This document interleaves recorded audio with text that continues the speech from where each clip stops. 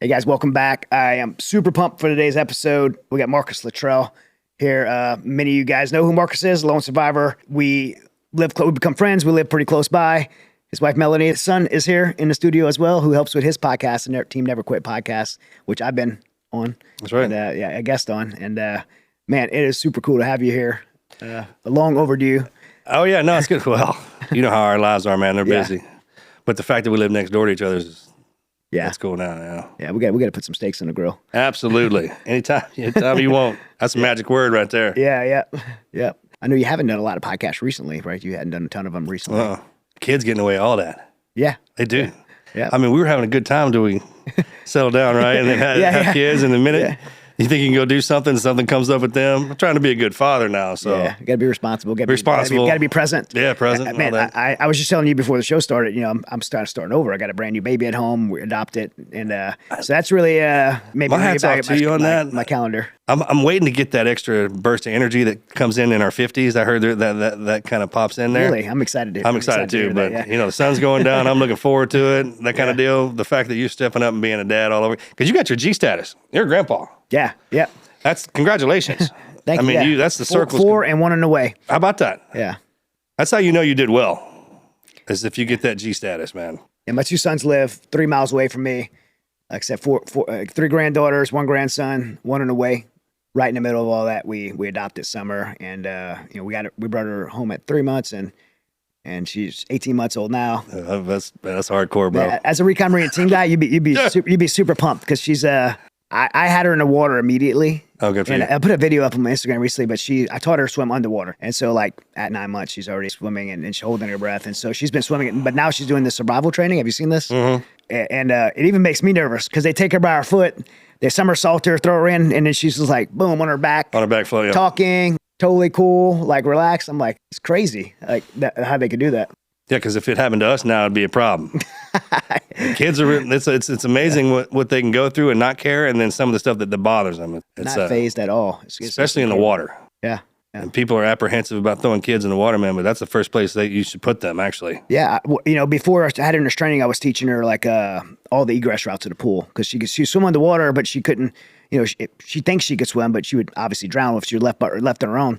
And so I taught her how to grab the side of the pool and how to shuffle to all the exit points. That's good. And so that's what I taught her first. And then I seen the survival training. I was super intrigued with it.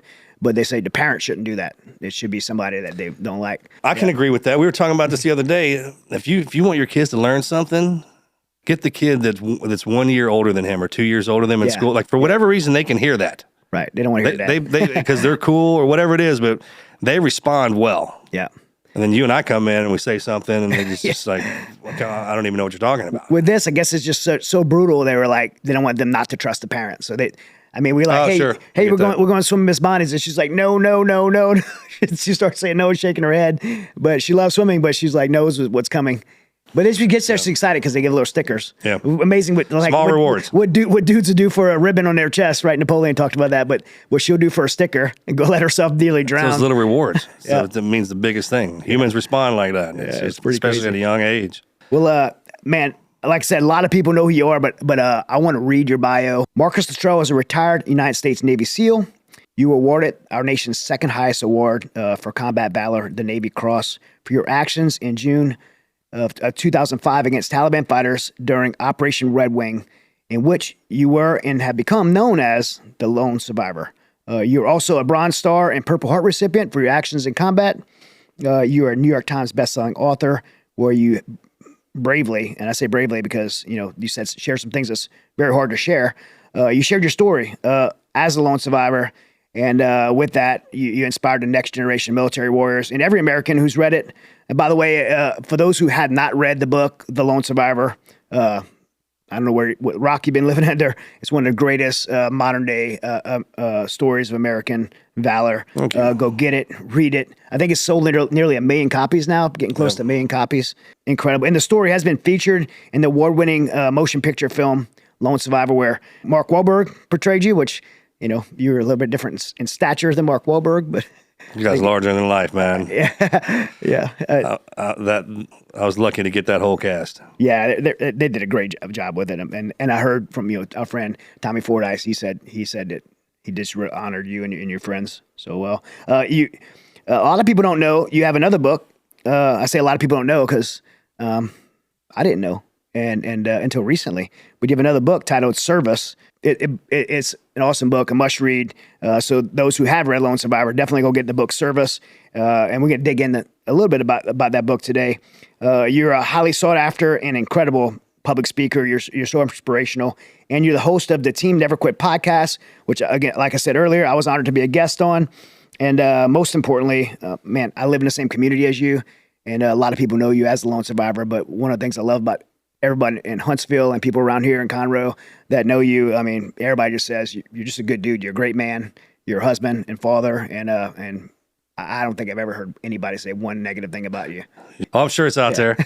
I'm sure it is. We were rowdy growing up around here, but this is a rowdy area. Right. Yeah, exactly. As long as you have manners and you got some discipline,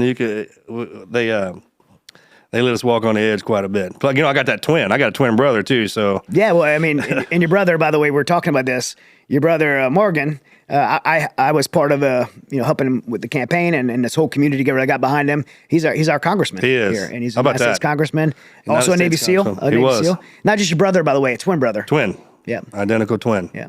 And I remember when I was working to help him in the campaign, I was trying to push it out. A lot of people were asking me, "Oh man, it's so cool. Marcus is running. You were running for Congress." Everybody didn't know you guys were twins and thought you were running for Congress. Oh, you can't believe how that's melted together now. Most people just think there's one of us. Right. All the stories. It happens to me all the time. Even when I'm at church, a lot of times people, "Congressman, how you doing?" And then I'll hear a story about me, but they'll call me the congressman. So it's kind of bled together, which is fine. Yeah. I love my brother. He's my hero. So it's. Well, you should tell him every time you see him, you're welcome for getting you elected, because everybody's voting for the Lone Survivor. Did the hard work. No, it's all good. Well, welcome to the show. Thank you.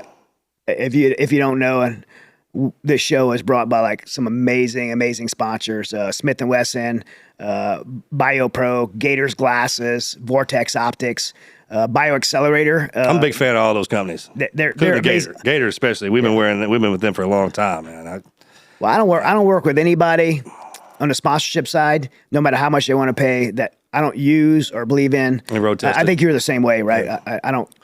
I'm not gonna let people have access unless I support. Smith's been around forever. 170 years. How about that? It's America's one of the most patriotic companies in America, and like super good dudes, good people. Like Mark Smith, the CEO. Yeah, I've heard that from multiple people, multiple guys and girls. It's a great organization. Christian dudes, and Vortex, Shamus, who's the vice president there and CEO there.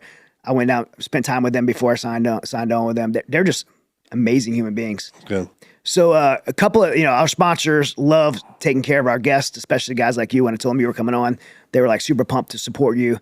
I'll start off with BioAccelerator. I don't know if you're familiar with stem cell therapy. Oh, yeah. But a BioAccelerator is the premier like stem cell company in the world. They're all the UFC guys go there, tons of sports guys. It's a company out of Scottsdale, Arizona. They're in Colombia, Medellin, Colombia, and they offer to pay full treatment for you to go down there anytime you want to go down to Colombia. Have you been down there? Oh, yeah. I hadn't been down there yet. Yeah. That's one of the places I haven't been able to visit yet, but I'm looking forward to it. The food's amazing. The people are amazing. So those two things sell me. Yeah.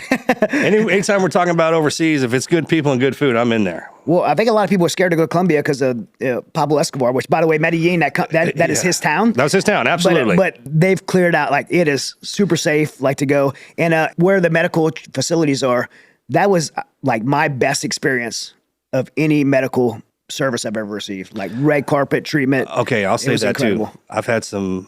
I've been hurt overseas too, and I've had some medical treatment in a couple countries that exceptional. Yeah. Absolutely exceptional. So there's a huge misconception that especially with Medellin, you hear Colombia, everyone always thinks violence, and that was a long time ago. Right. They cleaned it up. That man left an indelible mark that we still talk about him, right? Think about that. Some of our bad guys are more well known than some of our good guys. Yep. But those towns change over time, and I've heard a lot of good things about it for sure. Well, yeah, so that's an offer to you by BioAccelerator. CEO Eric Scoffers made that offer. BioPro, you can see right there, BioPro. BioPro is a non-synthetic replacement to HGH and human growth hormone on a natural level. And I take BioPro every day. Again, I don't get behind anything. I tried it for a long time before I got behind it. A lot of athletes use this. It helps recovery, all the factors of HGH. And for me, I have a hard time sleeping, and they have a nighttime one, and that's the first thing. It took me from 4 hours sleep to 9 hours sleep. What keeps you in pain or just restlessness? I'm just restless, man. I'm a gyro spinning 24/7. Yeah, made to move. I get that. And I take that, and you might have seen while we were talking earlier, I popped a little vial in my mouth. You hold it under your mouth tongue for like 90 seconds. That's the daytime one, nighttime one. So yeah, that BioPro's for you. And then Gators glasses. Obviously, you already have a relationship with Gators. They know you. They love you. And so we got some Deltas here, and I think we're gonna get you some Marauders. Thank you. You were asking about. So yeah, man. That's the Deltas. Different ones for different purposes, right? Yeah, exactly. Thank you. Yeah, absolutely. Yeah. We have Smith & Wesson and Vortex. Put together this gun. You could take this one, or you could pick something different. This is the MMP 9 2.0. It's brand new metal frame. One of the cool things about this gun is what's called a power port. So a lot of people are competitive shooters, or people worried about the recoil on the gun. They wanted something that shot flatter. So man, Smith & Wesson listens. They did a double port in the compensator and the barrel. And so this thing's super cool. I have a Vortex Defender ST on it for the optic. And I shot this thing recently. It's a outstanding firearm. So thank you, man. Yep. And Vortex's optics are my favorite. And yeah, so that's good, man. Yep. I said this. It smells brand new. Yeah. It's got how many rounds through it, Joshi? Maybe like 3 rounds through it. Thank you. I shot it to demo it, and that was it. So I appreciate that. Thank you, Smith & Wesson, man. That's great. Yeah, absolutely. So we'll go from that Christmas morning on the Resilient Show, moving into the topics we want to talk about. So I want to talk about a couple of things. Obviously, you're a Navy SEAL, so you got to tell your bud story. Every Navy SEAL has their bud story. So I want to hear about your time as a SEAL. I want to talk to you about Afghanistan, obviously, Operation Red Ring, to whatever level you want to talk about. I want to talk about Ramadi, because a lot of people don't know about your time in Ramadi. I think that's super important to bring up, especially on this show. Talk about the Afghanistan withdrawal. I want to talk about resilience, because it's the Resilience Show, and you have so much to share on the topic of resiliency. I want to bring up the Hallow app. Okay. That with Mark Wahlburg's big part of that, and something you did with the Hallow app. I think it's pretty amazing that you got the opportunity to do the Prayer to Our Nation on there. Yeah, it was great, a lot of fun. But I want to start off with your childhood. Okay. I mean, we talked about Texas, and you being a Texas boy. Like a lot of people know you for the Lone Survivor, and knowing you as being a Navy SEAL, but a lot of people don't know the good old boy, Texas grew up all American, how Americans should grow up here in Texas. So tell us about your So I was born in Houston. Okay. I was born at St. Luke's in downtown back in the 1900s.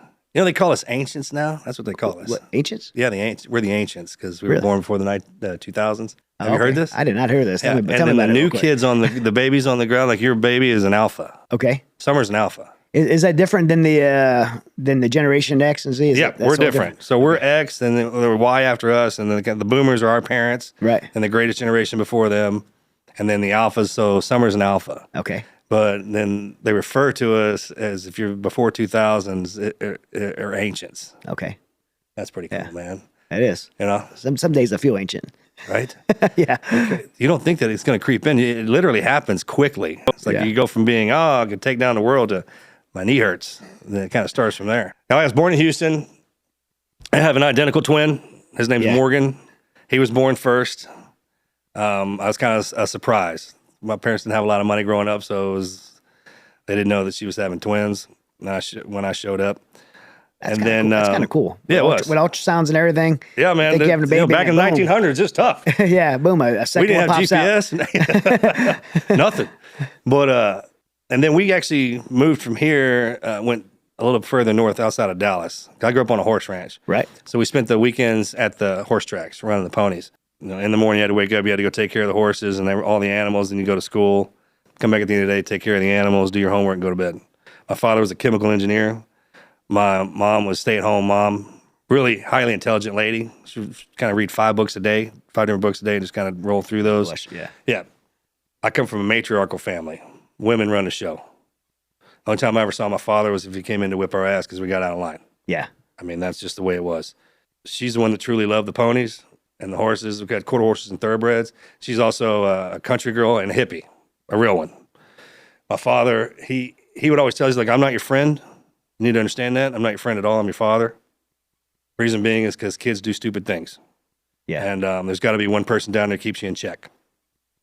We talked about this a lot. It was like, you can learn a lot of stuff from your uncles and your friends, dads and mom. That's where you learn a lot of cool stuff. Your parents, like your mom gives you manners, your dad gives you discipline. I always heard that. You remember our parents, man. My father was a man. You know what I'm talking about? Like, he didn't do the kid stuff at all. Had them great big forearms and rusty hands, drank, smoked, stayed at the bars, fought all the time. One of them kind of dudes. Like, just rough dude. Rough dude, no nonsense, that type. Was he big like you and Morgan? Yeah. He was. And tough. Yeah. And scrapping types, right? Just old whiskey drinking, bar fighting sailor, dude. I worship that man. I did. My brother didn't get along with him that well. It was kind of crazy like that because my brother didn't love him enough and I loved him too much. I wanted to be just like him. I wanted to hang around him all the time, but it just wasn't the way the family worked. And then when I think I was in 4th grade, he got shot. The first person I ever saw get shot was my father. He got shot right in front of us. A burglar came in to rob the house and everything and shot him. So then Where was he hit? In the guts. In the gut. He got shot in the guts with a 357. I'll never forget it, bro. He came walking up. My brother and I were kneeling down in the driveway, and he was up in the front horse pasture. And he came walking up after we saw the gunfire, and he'd been shot in the gut. He's kind of limping. And he's like, get your mom, get the car, we got to go to the hospital. He was walking. It was tough. Yeah. I mean, he walked about 200 yards with that gut shot. I remember looking at him, thinking how tough he was. It kind of changed the way you look at people in their eyes. See that. Yeah. What happened to the guy? I don't know. He just ran off? Or? My dad shot. Yeah, he ran off. Yeah. And then, so then we moved back down here. That's when I moved to Willis. Okay. And I grew up from the time I was in 5th grade till the time we finished high school. I was Willis Wildcat. Wow. And that area is people are starting to move there now. It stayed pretty country for a while, but now people are starting to move there now. Yeah, everyone's kind of seeping in. Conroe is the gateway to Lake Conroe. Yeah. But it's the best place, best town in Texas. Really? From my perspective. Oh, this whole area? Yeah. I mean, we're not East Texas, we're not West, North, South. It's kind of the heart, right? And then we have that lake, which if anybody's ever seen a movie, say with John Candy, like Great Outdoors or some awesome picturesque lake with houses and community around it with the small towns that you like to visit, that's where we're at. Which lake you talking about? Lake Conroe. Lake Conroe, okay. Yeah. Yeah. Yeah, I love it here. I mean, I don't love August and September. How about that? So, July too. July, August, September. It's getting a little warm. It's getting warm, yeah. It gets warmer every year. Either I'm getting older, it's affecting more. Either way, every year. You can understand. Like we get a little money in our pocket, we start buying houses up north, or get friends who live up north. We'll go visit. Yeah. And I tell people not to come here in August. Yeah. I'm like, if you're not from here, if you weren't raised up in this, it'll get you. I just spoke to the PJs in Tucson, and then I went to speak at a church in Albuquerque, in both those places. And then I went to Vegas. There's 3 places. Didn't they just have record-breaking day? Yeah, and I was there, and everybody's like, all 3 of those places, everybody's like, oh, we're sorry it's so hot. I'm like, it feels amazing. Amazing here. It feels amazing. It's like 110, 115 degrees out, and it's like, feels amazing because of no humidity. I dropped off the plane the other day in Idaho. And the lady who was my handler, she goes, forgive me for the weather. I know it's really hot. It was 72 degrees. And I was like, ma'am, you don't understand. Where I'm from, it's walk outside and apologize for nothing. It's so hot. Yeah. You know what I mean? Like, I don't know what this is, man, but I'm sorry. Yeah. Around 14 is when we wanted to be Navy SEALs. And my brother came up with that idea. He's like, it's going to be great, man. We're going to be Navy SEALs. There was a movie out called Navy SEALs with Charlie Sheen. There was one documentary out. Was that a recruiting video too? That was that's Silent Option. It was down on a strand, filmed down on a strand. So that one too. Yeah. Because you remember back in the 1900s, man, we didn't have the internet, so you couldn't just pull something up and watch it. There wasn't just all that information. You had to actually have your ass in front of a TV. Yeah. A real one. Put a VHS tape in. Yeah, or a TV guide. There used to be a book back in the day that had the times of the TV shows when they would come on. So you had to know that and sit there and watch that. I talk to my kids about this now, and I'm going to ask you this question too. Remember when you first saw or you got a glimpse of what it is you want to do, that fire that welled up? Yeah. And it didn't matter how many times you watched one guy say something or how many times you read that same article or that same caption or looked at that same picture, it always looked brand new. Yeah. It kept firing you up. That happened to me, my brother. Yeah. That's how I knew we were supposed to do that. And because I don't like violence. Like growing up, man, I didn't like getting picked on. I'm not. I didn't like that at all. I got the butterflies in my stomach. You know, kind of. When you walk in, and you think someone's going to be picking on you. No one likes that. No. And that's just because you're untrained. a lot of people who are bullies, they're not really bullies. They're just growing into themselves. I didn't know that. You don't know that when you're a kid. But then if you get taught violence and how to deal with it, it opens up so many doors. That's why I think every school should have jiu-jitsu or some kind of combatives program. Maybe not for the juniors, but when you get in junior high, just to show you what that feels like. Because you know as well as I do, man, some people get picked on and it crushes them and then they go in, they never come back out. The confidence you gain from martial arts and grappling and just putting that pressure, you walk away just kind of unshakable. Like my kids were, obviously I'm a small guy. My kids grew up small, but they've been in grappling and wrestling since they were like 3 years, since they could walk. I'd say since 3 years old, but since they could walk and yeah, they got called names, got picked on, but it never shook them because they were just like, okay, yeah, I'm going, okay, you're calling me short, but I'm going to the gym tonight and going to wrestle a grown man. And that's how you get rid of that. Yeah. So it's like, they don't feel like they have anything to prove or anything like that. Yeah. And it gets overlooked. But I mean, we were talking about this the other day. Hey, the meanest things on the planet of Earth are kids. Sure. And teenagers. Yeah. Because they got that vocabulary and they don't know how to control it yet. So they're always talking about the way you look, everything. Like, you don't have this phone, you don't have the. Think about that. Yeah. That's what affects kids. And you know as well as I do, that's the most trivial thing down. It doesn't even matter. Yeah. But at that age, you got the simplicity and being able to handle yourself, take care of yourself. Because then that just applies to natural life, walking around outside. If you know if you know what your body's capable of, then there's a confidence that goes with that.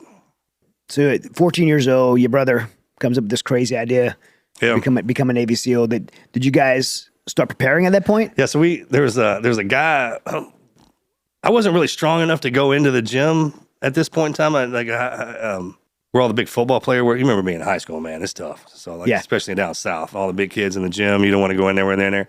I remember when I'd walk into the gym, the coach would be like, "Oh, it's dime time," because I could just put tins on either end of the bar and barely lift that. I mean, and I did that for a while. I didn't have strength. I had commitment though. Like I wanted to have it. I think that's the starting point. Like if you want to have it, then it's in there. We got places where you get this stuff. You're willing to work for it. You want it. You're willing to work for it. You're willing to work for it. We'll give it to you. That's the way it is in this realm. You want anything, go work for it, and then when you earn it, it's different. Right. There was a Vietnam veteran who was in there, civilian type. He wasn't a coach or anything like that, but he would work with the coaches through and do physical fitness on people who were playing football and people who were going into the military. And then I was the same age as his daughter. That's how we kind of figured out. And then you would hear things in school, obviously. And we wandered over there and asked him to train us. Said we want to be Navy SEALs. And he's like, okay, I'll start training. And it was outside his house here in Conroe. There's a place called Angel's Gate right down the road in the middle of town. There's a bank right beside it. It's probably 5 stories or 4-story, the Conroe Bank. And we would show up there every other day in high school. And then we went to college. We went to Huntsville in the beginning. So it was kind of a drive, but it didn't matter. We still had to show up on time. And he would whip our ass in that yard. Calisthenics, we had the cinder block, which we called pain. And then we had these other weights and a log called misery. And we had camouflage pants on and a t-shirt, brown t-shirt on. And there was 4 or 5 of us at any given time. And he would work us out. And he was real good on the mental aspect too. I think a lot of kids when they grow up, and we teach this too in our families, talk nice. Don't talk down to anybody. Don't use cuss words. And especially some of the hardest men on the planet are really adamant about that. In my house, I'm really adamant about that. Yeah. But I know the minute they walk out that door, that's not what they're going to run into. Right. And I don't show them that part, which is that's probably a detriment to me and my kids, right? That's where friends come in. Like, hey, man, this is how life is. It can treat you like this. And if you get talked to a certain way by somebody else and your parents have avoided that way of talking to you, right? It shocks you. And, man, he kind of honed that in. He never said anything nice to us, ever. Right. He wished death on us. I was so weak in the beginning, bro. He's like, man, I hope you die. He just left me there on the bench with the weight crushing me. He's like, man, lift that weight or I hope you die. That kind of thing. And then the best part was at the end. So we had to do 25 push-ups at the end of the workout, right? Bro, I couldn't even get one. And it was on an inclined bench. You just lay down on the side of it. I mean, I was skinny as the barrel of that rifle. And when I wear shorts, it just look like strings hanging up. And my hips Look grew like first. bell-bottom shorts. Funky. Yeah, bro. I look like that, man. And my friends would have to pull me by my pants just to do one push-up. Yeah. You know, that kind of thing. And I'm over here just crying and going through the numbers, and he's just, oh, you worthless son, get out. And he would kick me out. He'd kick me out and then cuss me the whole way as I was walking out, just embarrass me. And then I'd be sitting out there by myself waiting for everybody else to finish it, which they could. Yeah. I just kept showing back up. And eventually I could do one push-up. And then he would just cuss me for not being able to do two. But then one day I got two. And then I got three. It wasn't a fast process for me. It was methodical. Is the best. When you're that age and you're weak and you're behind everybody else, you think there's something wrong with you. Right. But that's not what's happening. I mean, you're getting hardened a different way. Yeah. And any fighter, anybody who's trained, they know that. You know that, right? We talk about this shows, the resilient show. It's you're building resilience. Resilience. Yeah. You got to. I think you have to earn that. Yeah. Right, yeah. The best resilience comes from. That's right. The hard road, the long road. Not only that, is you show it in front of your peers. Yeah. Like if they just see you showing up every day and getting your ass kicked, that does something to people. Right. One, it lets them know how strong they are. Because look, man, I was suffering. So that's a confidence thing for your boys around you. And then when you overcome that obstacle, they see, like, man, he overcame that. And then they reward you by saying, hey, good job. And then vice versa. And you feed off each other. But at no point in time have I ever been in any part of my life to where I didn't see one of my buddies struggling through something. Yeah. And it just hits at different times.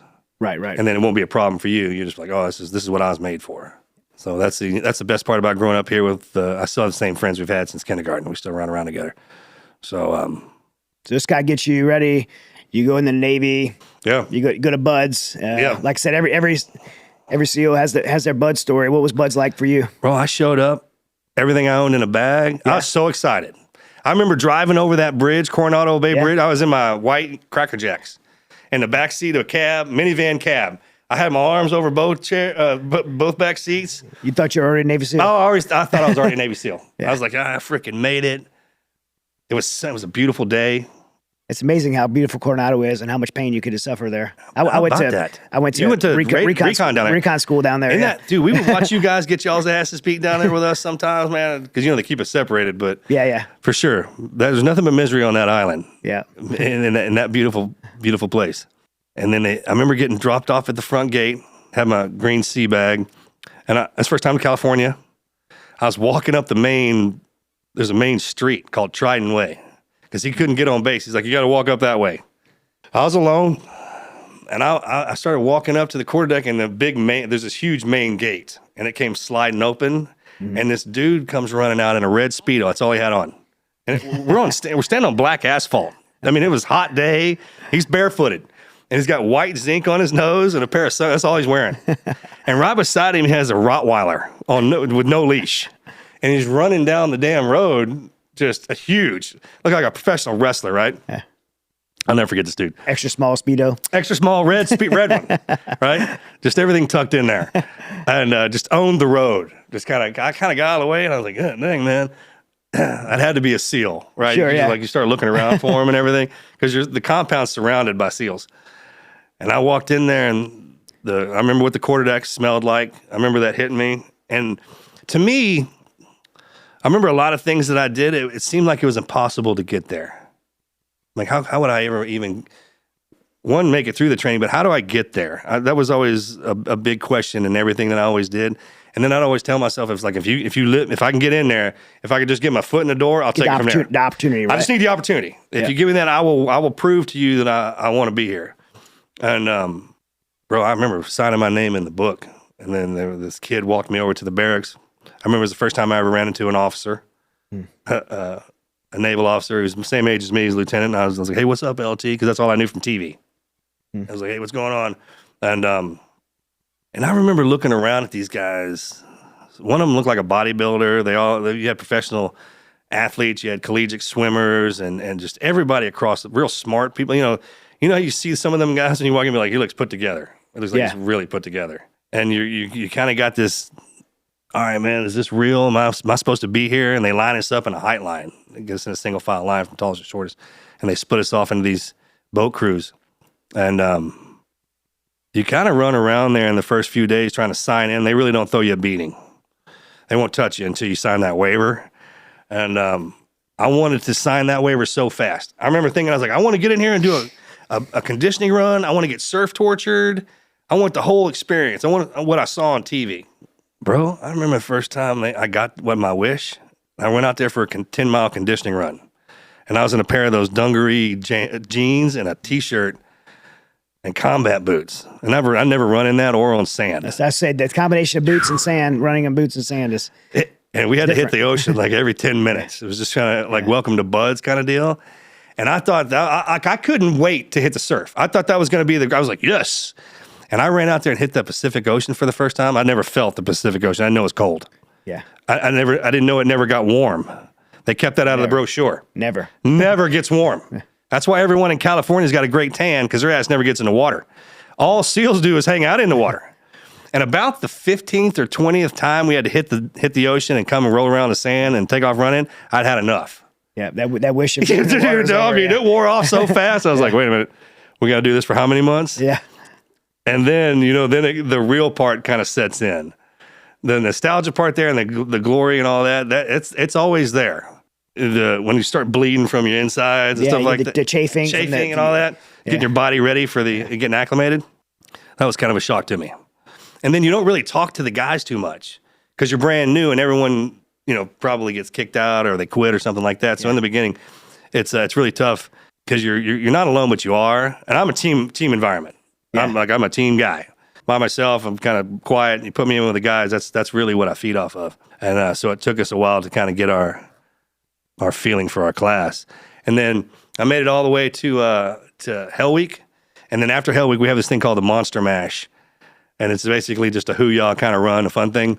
And I broke my leg during that on the rope climb. But I didn't know it. I fractured my femur and my pelvis. Yeah. And so we kept going and we run into the second phase and we were doing a timed run and I failed it. Like I was way back. It was 4:00 in the morning. It was dark. And the instructors rolled up on me and they're like, man, what's wrong? What's wrong with you? Yeah. I was like, I don't know, man. I think I pulled my groin. Kind of hurt. So I had to go get a bone scan and all that. And I had a broken femur. So they rolled me back. You kind of just telling that story, but isn't it amazing? I mean, one, we're talking about you, but so many guys are like push through these major injuries and they don't even know they have them. It's you're running on a broken bone, broken like pelvic, and you're just still training. Most people outside environment would. I had one of my officers, McGraw was his last name. Great dude.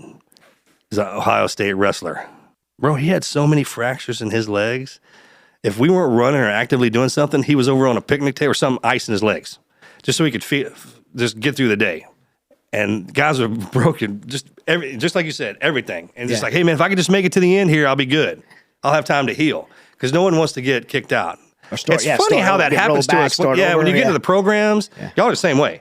Yeah. And once you get in there, man, you don't want to leave because it's so hard to get in. And then they're going, and the injuries, they just take a back seat. Nobody wants to go to medical. If you even mention that, like you're sick or something like that, they're like, Yeah, because you deal with everything, right? Like say cellulitis, the chafing, you get cellulitis, you got bronchitis, you're coughing up green phlegm, your back, your neck, you're like. Bro, we had some guys that had that cellulitis so bad. I mean, it literally, that necrotizing fasciitis, when they would circle it with that pin, they would just kept growing and growing and growing, eat their calves off.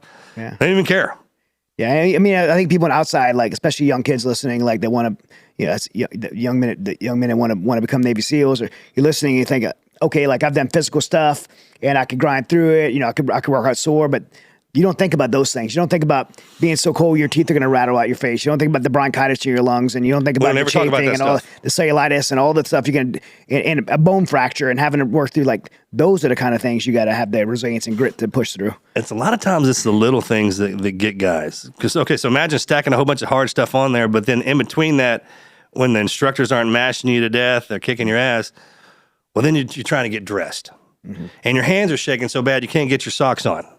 So you weren't able to put your socks on when the instructors came over and start yelling at you again. So now you got that going on, right? Or you're trying to load something, but your fingers, you can't feel them. So you get beat for that, right? It's just little nuances that keep stacking up that you never knew existed until they put you in an environment to show it to you. And ultimately what they're trying to do is put you in every environment possible, stressful wise. So if you do run into it, you've already been through it. Yeah. And we react differently the second time as we do the first time. Well, you said something before. I heard you say it a long time ago. It just hit me just now. You said that when you walk into a room or walk into a cave, because you shared that training with your peers, your teammates, you know you don't have to look back over your shoulder. They're going to be there. They're going to be there because you know what they endured. You know how you know it? Because they volunteered for that. Yeah. I mean, someone's sitting there taking an ass whipping, don't have to. You want to talk about bonding, especially with alphas. If you're standing there in a situation, you look over and he just took a hit for you, and especially if he's bleeding, and then he's like, "Hey, let's keep going." Man, there's a even if you don't have like a buddy, we talk all the time. It's I'm comfortable when he's around me. You don't have to look over your shoulder. No, that guy's gonna be there. He's gonna be there. He wants to be there, and he wants to get into it. Those are the best. That was the best part about having all of our guys around us. Is like, hey, look. Not only is he watching my back, he's actively watching my back. Like they're trying to get into something. Yeah. And instructors, most of those instructors go back to teams. I know at Recon, we have Recon community is real small. All those instructors are like, either I'm going to serve with you or my friends are going to serve with you. So I'm gatekeeping to make sure you're the guy that I could trust moving forward. That is a written rule for us. Yeah. And it's stamped in blood and death. I remember that's a real topic of conversation. It's happened to me a few times. Yeah. One time in SEAL training, and another time when I was going through medical training, they were real adamant about it there. They were like, hey, look, our buddies get busted up. You're the one who's going to have, I need to know you got. You were I'm an 18 Delta. Yeah, 18 Delta corpsman. And I'll never forget that conversation. That's where they take their sunglasses off and they look at you square in the face. And you're right, the instructors that put you through, you wind up serving with them. I ran into one of my instructors. He was a terrifying man. Yeah. Like, terrifying instructor. You know what I'm talking about. Oh, There's some instructors that are good. Yeah. I mean, they'll put a beating on you like you can't believe. I mean, I would still be it's the intimidated craziest today. thing to watch adults, men do that. We had of all the recon instructors we had going through, it was a Navy chief who's a SARC corpsman, Special Amphibious Reconnaissance Corpsman, Chief Fitzgerald. And any of the recon Marines over my generation know who Chief Fitzgerald was. He was the most scary human being. Oh. And I just remember being so intimidated by him. If I had to meet him today, I'd still probably be intimidated because of how he conducted himself through our training. But yeah. There's always a few. And there's a couple names the same way with us. Like you say those names throughout a lot of classes and people are like, oh, dude. Yeah. That was the meanest son of a gun you ever met. I had one of my, so I was on a golf course by myself. And all of a sudden I hear this guy yells my name, my instructor. He yelled my name like he did when we were in SEAL training. And I froze up. I almost went to go get in the ocean because I knew the next words out of his mouth were go get wet and sandy. He was behind me playing. He's like, golf course lake pond. I was years after I'd been in the teams. I was a little seasoned, and he still got me. Yeah, it's the voice, right? Yeah. It's like, God dang, man. But those guys are great to have around. Yeah, you absolutely need them. And then when you get into the teams, you really appreciate them. Like, hey, man, if he does that to the enemy, if he fights like that, it's good stuff. I think that might be one of the best parts about our programs. It's like the guys who train us are us. Yeah, it's peer level, and the fact that they're going to be, they care about the community, they care about their friends, they care about serving with you. The SEAL community, like a lot of soft communities, are very small, so you're going to be working. You be an 18 Delta, you're going to be responsible for. And those who don't know what 18 Delta is, actually 18 Delta is for the Army Special Forces code for their Special Forces medics, but all the soft units. Primarily use Delta program. That's what happened to me when I signed up for SEAL training. I wanted to get to the buds as fast as possible. I wanted to get to SEAL training as fast as possible. Well, the medic route was the way to do that. I'm not a Navy corpsman. I never went to Navy Corps school. Oh, really? Okay. Nothing. Yeah. What they said was when I signed up, I would go to boot camp, then to buds, and then I would have to go to medical school. So I was like, great, that's the fastest way to get. It turned out to be the longest way to get to the SEAL team. Right, yeah, because you're not only going through SEAL training. You got to go through SEAL. Yeah, you got to become an Army Green Beret. Army Green Beret, yeah, medical training, which is the hardest one. Yep.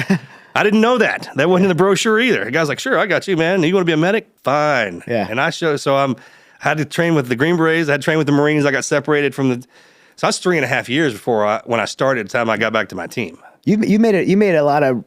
Being a Marine, I'm gonna take advantage of this. You made a lot of really good comments about Marines over the years, especially Marines in combat. Yeah. So. Okay, so I was fortunate enough through my career to work with y'all. I mean, like actually work with you. Yeah. Not assign something in a briefing room and then we go do separate things. I'm talking about like on the ground. Yeah. And I've also been saved by y'all a few times. Like where I had to call you, I actually called you on the phone to come get me, and y'all showed up. Not only that, you showed up with that freaking attitude y'all have. Yeah. That no one ever sees when you're not in I don't care who you are. If you've never been next to a Marine when he's in combat, he's not the same way when he's out of combat. I don't care where he's at. Unless he's actively engaged and there's something happens to y'all. And I got to see that. And the biggest time I got to see it was in Ramadi after Afghanistan, after I had my ass whipped a little bit. So I was really focusing on stuff. Like my radar was up. And I'll never forget calling y'all one time, man. And when y'all show, he was like, I'm on my freaking way. That's not what he said. You know, he kind of hit me with it. Yeah. But I was like, okay, y'all freaking showed up. Yeah. And we're happy about it. And we were in some stuff. You know, like I invited you to a Hell's Kitchen and you showed up with some dessert, that kind of thing.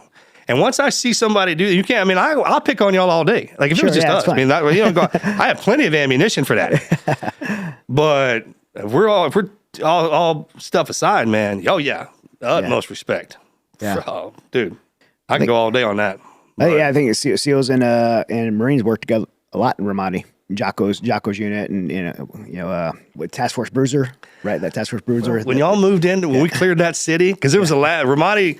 And I talked to a lot of my guys from Iraq in 06, 07. It was the best deployment we ever had. Like if you thought about this is what a Navy SEAL deployment looks like with combat and all the different working with all units, we actually got to do that, and it was amazing. It was hard. I mean, a lot of guys got hurt, but that's when I really saw you guys work. Because we were doing block clearance. Yeah, y'all had a MEU come in, right? And them suckers sat down in front of it. It's funny. It was great to. Here's what people don't anticipate. You look up and you think combat Marine, you're looking for an old dude. Right. That's not what shows up. It's a little 18 to 24-year-old suckers, man, with their leaders probably 29. Like 130 pound kid from Oklahoma. Oh, I mean, there was this, I'll never forget these two guys. This is where I always reference this. We were doing a sniper overwatch and they were block clearing down this long street and we were watching them. And they had all their body armor on, helmet. The rifle looked like it was dragging the ground. Yeah. Right? And they look like juggernauts. I mean, they kept going through these doors. And you hear these gunfights, and they come out the next door, and they never stopped. And when they showed back up to look at me, I was looking at them, and they were dirty.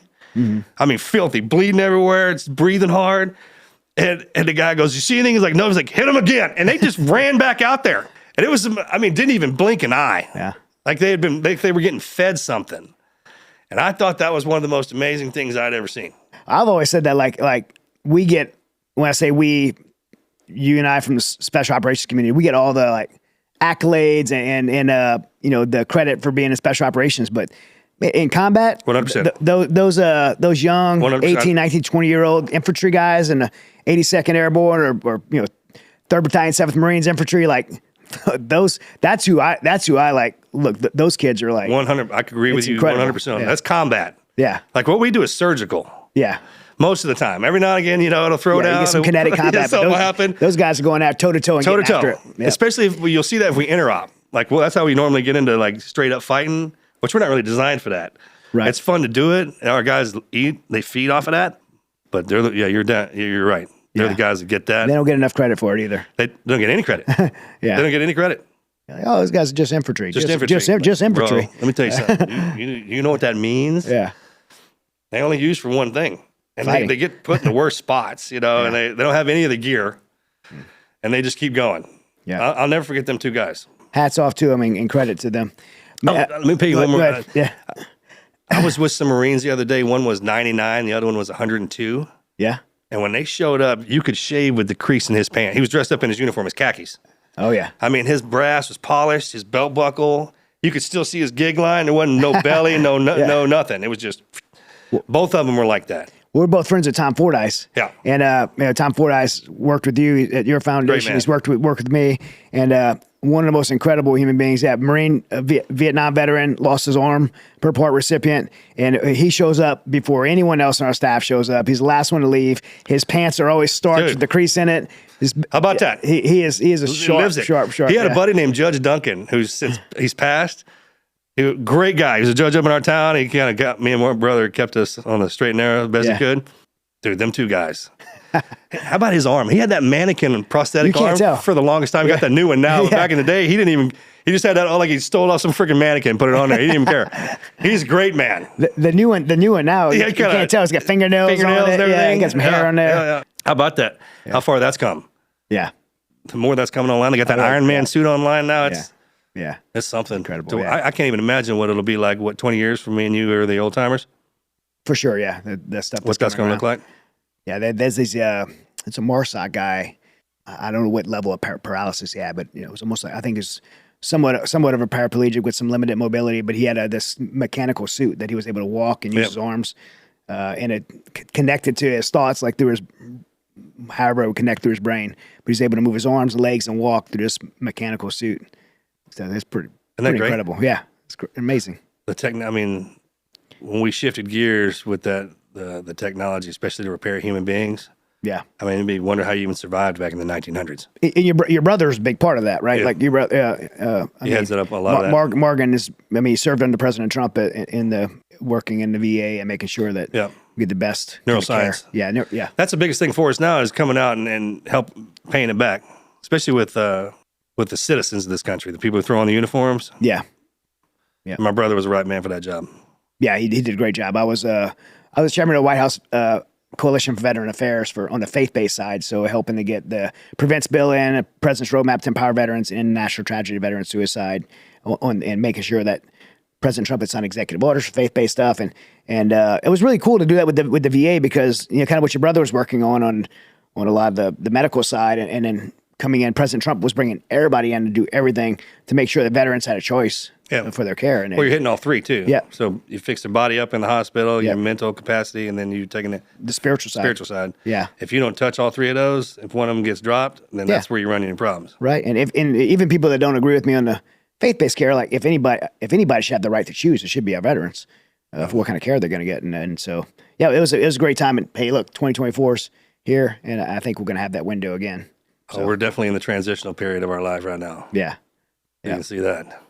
Hey guys, 10 years ago, I had found myself in a position to where investing in Mighty Oaks and all the different things I'm involved in, I had found myself not prepared for retirement. And I went to my friend Ryan Willis at Allied Wealth. He had been a longtime supporter of Mighty Oaks Foundation. From the beginning, he's one of our first donors to Mighty Oaks, has been a friend for a long time, and I really trusted him. And he has helped me build my retirement and invest in my future through his company, Allied Wealth. He's one of the smartest guys I know when it comes to wealth management, and has taken money that I had stuck away in 401ks that was not really producing and made it produce tenfold. And I'm so happy with the results for me that I asked him to partner with this show, and he is a partner of this show now. And we want to not only let you guys know about Allied Wealth, but we're going to be doing some special episodes on wealth management with Ryan helping co-host them. I say co-host. I'm going to be asking him questions and we're going to be providing you information on how to best manage your wealth. So if you're like me and you need someone to help you with your retirement, with your investments, with just your overall wealth management, go to alliedwealth.com and meet Ryan and his team to get you set up.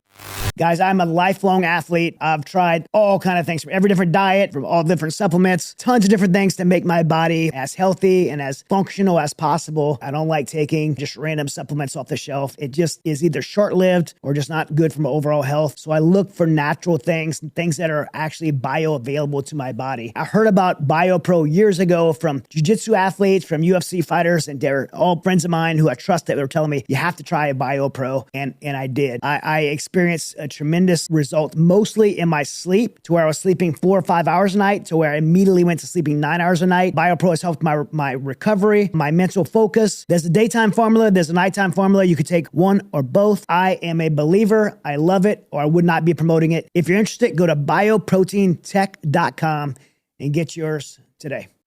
2005, a very significant year in your life, Operation Red Wing. For those who had not heard the story, and we talked about earlier, have not heard your story about Red Wing, hit the pause button, go on Amazon, order The Lone Survivor, and only after you read the book, then go watch the movie. And look, you've shared that story a million times. I don't want to burden your heart and mind to retell all the details of it. So I'll just kind of leave it open to you to what you want to share, what you feel like sharing about that. And I'm sure you got some questions. I mean, Marines, y'all come in there too. I do. I have tons of questions, and I was I was on a JSOC task force in NSW at the time, so I was on the ground at the time, myself and Dave Lamone. And so when we had got the call, and not knowing it was you, but we had got the call saying, hey, there's a SEAL that got separated from his team. That's all we knew.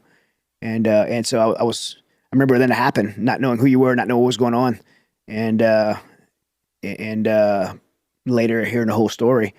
But I mean, that's kind of my favorite part when I run into guys who are on the ground, because I like talking to y'all now. Yeah. Because there's two sides to the mission. There's, hey, especially if you're sitting in there from a warfighter's perspective, you're kind of sitting around waiting for something to jump off. Well, man, we jumped y'all into something that was everybody had to play in. Yeah, everything stopped. Everything. Yeah. I try to convey that. I'm like, hey, man, if you were in theater when this thing went down, you had something to do with it. It was like everyone knew that. All stopped. Yeah. I mean, Air Force, Marines, Army, it didn't matter. And then I periodically run across guys all the time. Like, hey, man, I was here, I did this. And then now I can put some of the names together. Yeah. And then I got to go to the actual debrief for the Army guys who came in and got me. It happened a year or so ago. Yeah. And listen to all that. What unit was that, by the way? Bro, don't even get me lying. It's hodgepodge. Yeah, it was a hodgepodge. Hodgepodge. Yeah. Because like I say, everyone does, like I said, I didn't know any of the details. I wasn't involved, but when it went off, like J-Bad stood down, like everybody, there's a Navy SEAL separated from his team. Yeah. Everything in Afghanistan shut down. When we had the Angel go down, it took precedent. So when a helicopter, when a aircraft goes down, when we're out doing something, it gets focused. Yeah. No matter if there's guys on the ground or not. Our mission was top secret, and everybody that knew about our mission was on the helicopter for the most part. So when they got shot down, that automatically put a dent in the comms. No one, like I said, there's only a handful of people that knew we were on the ground anyways. So it was more of the first couple of days was survivability, just to try to stay. I didn't know all this. I didn't know the helicopter went down. That's how loud it was. I couldn't hear that sucker getting blown out of the sky. Right. And roll past me. Talking to the guys now afterwards, he's like, man, if it didn't matter. Whenever it came out, if you were in country on your base, then you got marching orders. And some people, and everyone started storming up the mountain, so to speak. And then as people fell out, they just consolidated the teams. Yeah. So when you get in there was Army Rangers, Green Beret, Marines, everybody. They had a PSYOPs guy in there, showed up. I had wandered so far away from the site, probably about 7 miles, I think. So where they found me as opposed to where I'd started was different. So you moved 7 miles from where the attack began to where you're, okay. Yeah, it took me to almost a day and a half, 2 days. You had like Blue Force tracker on you? I had my 148. I had a radio that had the emergency beacon on it. Yeah. I had my strobe. Okay. But we didn't. The BFT was with Danny. I didn't have it. Yeah, for those listening, Blue Force tracker is like, the tactical operations center could, if all the team members have it on them, they could see where you. It's like a GPS on your dog. Yeah, exactly. Okay, to break it down for you. If we had to get into this day and age, I'd have a GPS on my collar. It'd be easy find. As a matter of fact, I'm pretty sure some of this stuff got implemented because of what happened to us. Sure, yeah. And that's what happens. That's what happens. That's that's how things get fixed. Yeah. You don't know there's a hole till you see it, right? Yep. And that was one of the biggest things on my debrief when I got back. I was like, I wish I would have had this. This would have been handy. I saw this. We use this, but it doesn't work. That kind of thing. You remember when the radios that we would carry, we'd have to sync those things up to a satellite, or we'd have to program the DAMA channels and all that stuff like that, as opposed to now, I just pull up a cell phone. Yeah. Because they're not going to be scrubbing that thing. Right. So a lot of times the gear and everything got streamlined a lot better after something like Red Wing happened. In the beginning of it, we'd been out there for about 3 months doing reconnaissance missions and then DAs and stuff like that out in the middle of nowhere. So we were always having to fly by helicopter to get somewhere, even to do training, or it was an all-day Humvee ride. When we got set in, it was just business as usual was what it kind of felt like. Yeah, just RNS, just recon. Yeah, we'd sit there and find this guy to watch this village, and then a couple of days later, we'd radio back. Guys would come in, snatch him out of there, and we'd go do something else. We got compromised by the shepherds. Yeah, and one of the things that I think about the most is when at the end, like when y'all all showed up, how y'all worked together to watch that actually go down.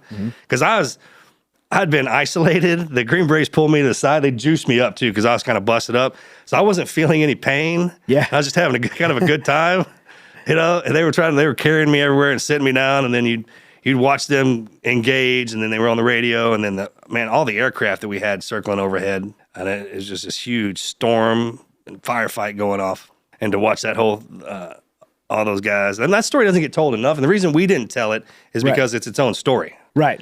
I always wanted the guys to know that. I was like, hey, man, it's not because I wasn't ignoring you. It's because this story is so great that it needs to be told differently.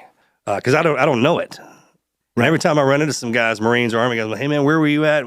How was this? And some of the stuff they had to go through to get to me, because I was tucked in the middle of hell.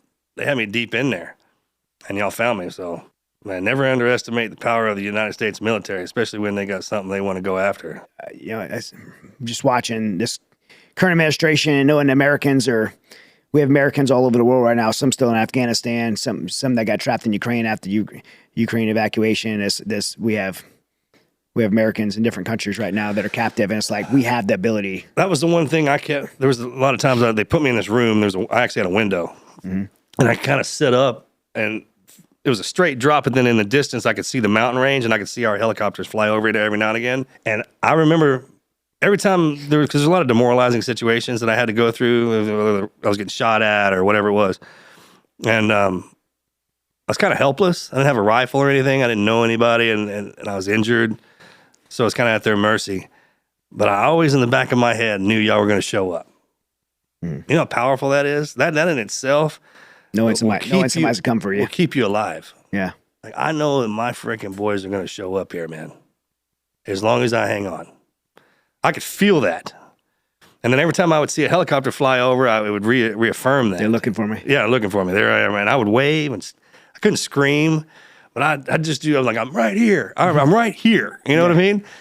Because I'm not going to say there wasn't funny situations. At the time, it didn't seem funny. But, now looking back on it, I was like, man, some of those moments were it's just this roller coaster ride of emotion, right? And that's exhausting in itself. Was there ever a moment that, read the book, you see the movie, was there a moment that you thought, I'm not going to get out of here? There's a few times. Yeah. When they were using me to go to or pick me up to go to the restroom, I was outside and they start taking fire, and then they moved me to this. They kind of drug me down the backside of this little hillscape and threw me into this room. There's dirt on the floor. They looked like they didn't stay in there anymore. It was old, and they were screaming and yelling, and there was stuff blowing up, and I was like, dude. And then he came in, and it was like he's kind of like, get ready. I'm like, to do what? I can't do anything. Yeah. The second time, there was another time when they were carrying me down the mountain. And I fell. And I was a lot bigger back then. And 3 or 4 of these guys tried to pull me back over the side of this cliff. And then you could see all the white lights from the Taliban moving through the hillside and everything. And then the car blew up, caught on fire. And I was like, man, dude, it's just like one thing after another. Just compounding. And then for whatever reason, 5-10 minutes would go by, and I'd see one of them, or I'd see something I'd think about it in my head and get past it. But yeah, a few times, man. When they put me in that hole, too, they left me in this hole for a few days. And I think because they thought I was dead. I was real sick. By then, I was kind of fading in and out. And I remember scratching "God will give me justice" on the wall, like from the Count of Monte Cristo. Yeah. I don't know if you've ever been in one of these moments. I was kind of I couldn't lay flat. I was laying on my side. My legs were kind of mangled in. It stuck me in this little cave. And I remember chuckling out loud. I was like, how the hell I get in these situations? And I was looking around. I couldn't see anything but the cave wall. I was like, how did I even get into this position? Yeah. And then, then something else happened, and it would change my thought process. But it was tough. As you lay in that moment, I've never asked you this before. I don't know if I've ever heard anybody else ask you this before, so you can answer it if you want or not. But in that moment, did you know all your buddies were gone? Or did you think maybe they were in the same situation as you? Okay, I didn't know about the helicopter, and I didn't know that everyone was dead. Yeah. On the ground, I knew my guys' injuries and all that. I didn't know all that. But they could have been still on run like you. Correct. And I didn't know about the helicopter, but this one, the Taliban got me. They snatched me up. And when they were interrogating me, he was telling me, one of them had one of the wedding rings, and they were telling me that they had killed this many people. And I was like, that's not true. How would you even know that or do that? Come to find out it was true. But it kind of rattled me for a second, but then I got past it. I didn't think about it. Yeah. I would just focus on something else. Were they good English speakers? One of them was. Yeah. One of them's educated in the States. That's kind of threw me off. I was like, whoa. Yeah. Where are you from, man? Yeah. Florida. That's what he said. Yeah, they sure enough, man, they were clean. You could tell about the 4th day, the leadership kept, they would alternate. You could tell they were really wanting to get me out of there. In the beginning, it was just a couple of fighters, but then as it progressed, you could tell, because they were clean shaven, their teeth were fixed. Yeah. They looked like they were of elevated positions. Yeah. They were wanting to move you. Yeah, they were to move me. Yeah. Into Pakistan. Right there. Where our allies are, right? That's right, yeah. Yeah. I was like, sweet, let's go. Yeah. Gotta find out, man. I've been shot at more times by the Pakis than I did by the dang Afghanis. Yeah. Yeah, it was funny. That's where the bases were. Man, look, you and I both men of faith, and the Bible says that all things work together for the good in Christ, for those in Christ Jesus. But in hardship like that, like it's really hard to find that in some things. And you know, you've been through so much, and I know it's a tough question, but in every tragedy I've seen, when I look back in retrospect, there's always like some kind of silver lining, some kind of lesson, some kind of nugget of wisdom that comes from that, some goodness that comes out of these terrible things, and what you experienced at Red Wing. And again, I know we didn't get too far into it, but I encourage everybody to read the book. But through that, like, do you look back now, and is there anything good that you see have come out of that? Oh, I understand what you're asking. Yeah. It's tough to answer because of the tragedy. Yeah, exactly. I mean, that's what it's tough. It's a tough thing, right? There's a lot of loss there. It created what I am now. Yeah. Forever humbled me. Yeah. It made me really appreciate my friends and crew, which I already did, but I got really, you want to affect me, hurt my friends. That's what gets me. Yeah. You can do whatever you want to me. I don't care. Like I'm that guy. But when you start messing with my crew, that really gets to me. Right. And look, I'm almost one of those guys that have to bare bones it with God. I'm like, God, I'm one of those stubborn-headed son of guns you got. Right. I'm gonna need something. Help me get through this. You ever been somewhere and looked at yourself like, God, what is this? And then next thing you know, he'll put something in front of you that kind of smooths that out. Right. If you know how to look for that, like those affirmations kind of from the boss, then they help out considerably. Yeah. And it was the minute I thought that everything was over, then it would come back in. It's like, no, we're going to move you to this. We're going to move you to that. I kept thinking about it. It's like, hey, man, he would never give you anything that you couldn't handle. Right. You know, it says that in the Bible, but it's tough to think about that when you're going through it. Yeah. Because it's almost just like when you walk in and you go to lift weights and you try to throw some heavy weight on, man, it'll crush you. But if you start from lightweight and work your way up to it, which I had done, you know, through training and everything like that, it hits differently. But it still hits. And there were some things that I had to learn about myself. There were things that I learned about, man, humanity and what that looks like in chaos and in war and in good times. Like, one person can absolutely be the most evil sumbitch you ever met on the planet of Earth, but he can also be the most loving. How does that happen? These are the things that I think about all the time. I was going to say, this is a lot of guys from Soft, right? You can be some of the most violent people on the planet, but they're most of the time like loving fathers and husbands and I think about that all the time now. Friends, right?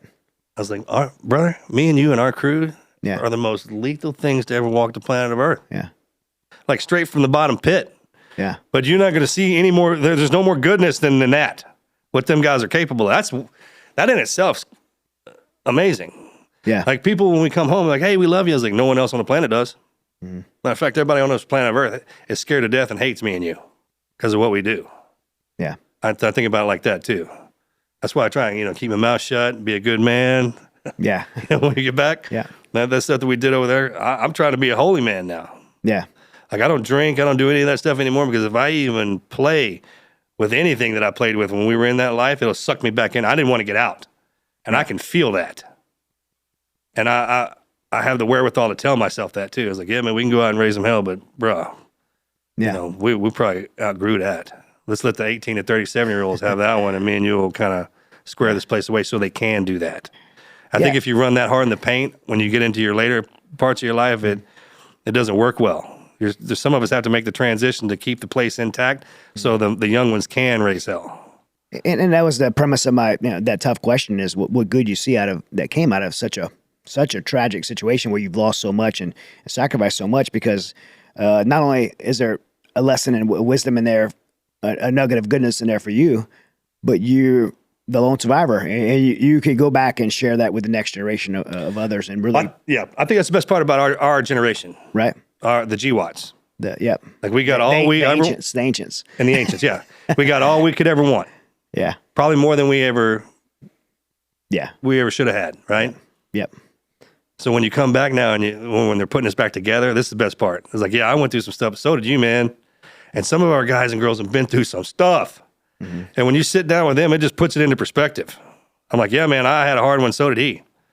So there's a respect there, because you know how hard that job is. Like, when you say what branch you're in, what you say, everyone knows what that means. Yeah. They know what you have to go through. They know how hard you got to put out to get that qual, to be in that environment. Oh, and there is the environments. Like, if you say a place in Iraq or Afghanistan, a certain date and a certain year, people are like, oh, yeah. Hey, man. Saying in Afghanistan 2011, you're like, 2011. ooh, yeah. Absolutely. Everyone knows that. Man, yeah. I mean, there was some hell to pay. Yeah, Ramadi. Yeah, man. Just when you hear those that verbiage come out of people's mouth, you're like, respect. Man, Yeah. just respect. Yeah. For sure. And I don't think you'd have never been able to get that any other way, I don't think. No, I mean, look, I feel very privileged. I know you had the opportunities too to go back, and I was just last week. Like I said, I was speaking to the pararescue guys, and I go every quarter speak to Marine Corps boot camp, the young recruits there for 10 years now. I go speak recon Marines and NSW to the SEALs, and just share the lessons that I learned. And most of those lessons, by the way, that I share with them are mistakes I made and times I fell on my face and had to pick myself back up and man, it just brings a lot of purpose and value to the hardship that I have and the things that I've lost. Gives it purpose and value to be able to go back and share those lessons with the next generation. I think those are the important ones. You remember when we were kids and students were like, hey, I don't want to hear how everything went well. I want to hear the bad one. Right. I want to hear how you acted in that and how tough it was and how you screwed up, because it lends hope. Because if if somebody can get through it, I can get through it, kind of deal. Yeah. Even if you're a better man than me, stronger than me, we need that. I mean, the only way young warriors come in if old warriors tell their stuff. Yeah. Yeah. That's time proven. To the next culture. That's it. It's a cultural thing. The whole world has adopted this Memorial Day workout, Murph. Right. How about that? Yeah, it's super cool. Everybody does a Murph workout every Memorial Day. But I think, it kind of makes me wonder, like, I think a lot of people doing the Murph workout maybe don't even know it's a name. Maybe don't even know this person. Absolutely. They don't know about Lieutenant Michael Murphy. Right. But you knew him. Can you believe that? Oh, yeah. I mean, there's some things that our people have implemented. That's one of them. Yeah. Like, when I see Murph again, I'm like, Mike, you can't believe what they do down there for you. Yeah, they work out every year. They get their asses kicked. And a lot of them don't even know why. Yeah. So, but if you do hear the story, that makes that event even more meaningful. Well, for those listening that do the Murph every year, and a lot of people listening do, can you just tell us a little bit about who he was? All right, so he was my officer. Okay. He was my OIC. He was a lieutenant. He was from New York, from Pachita. I can't even say from a Texan. I can't say that word. I can never get that word right. But from Long Island, right? And he's a Penn grad. And when he came in, we were both young. Like, I had one platoon and he had one platoon, and I'll never forget the day I met him.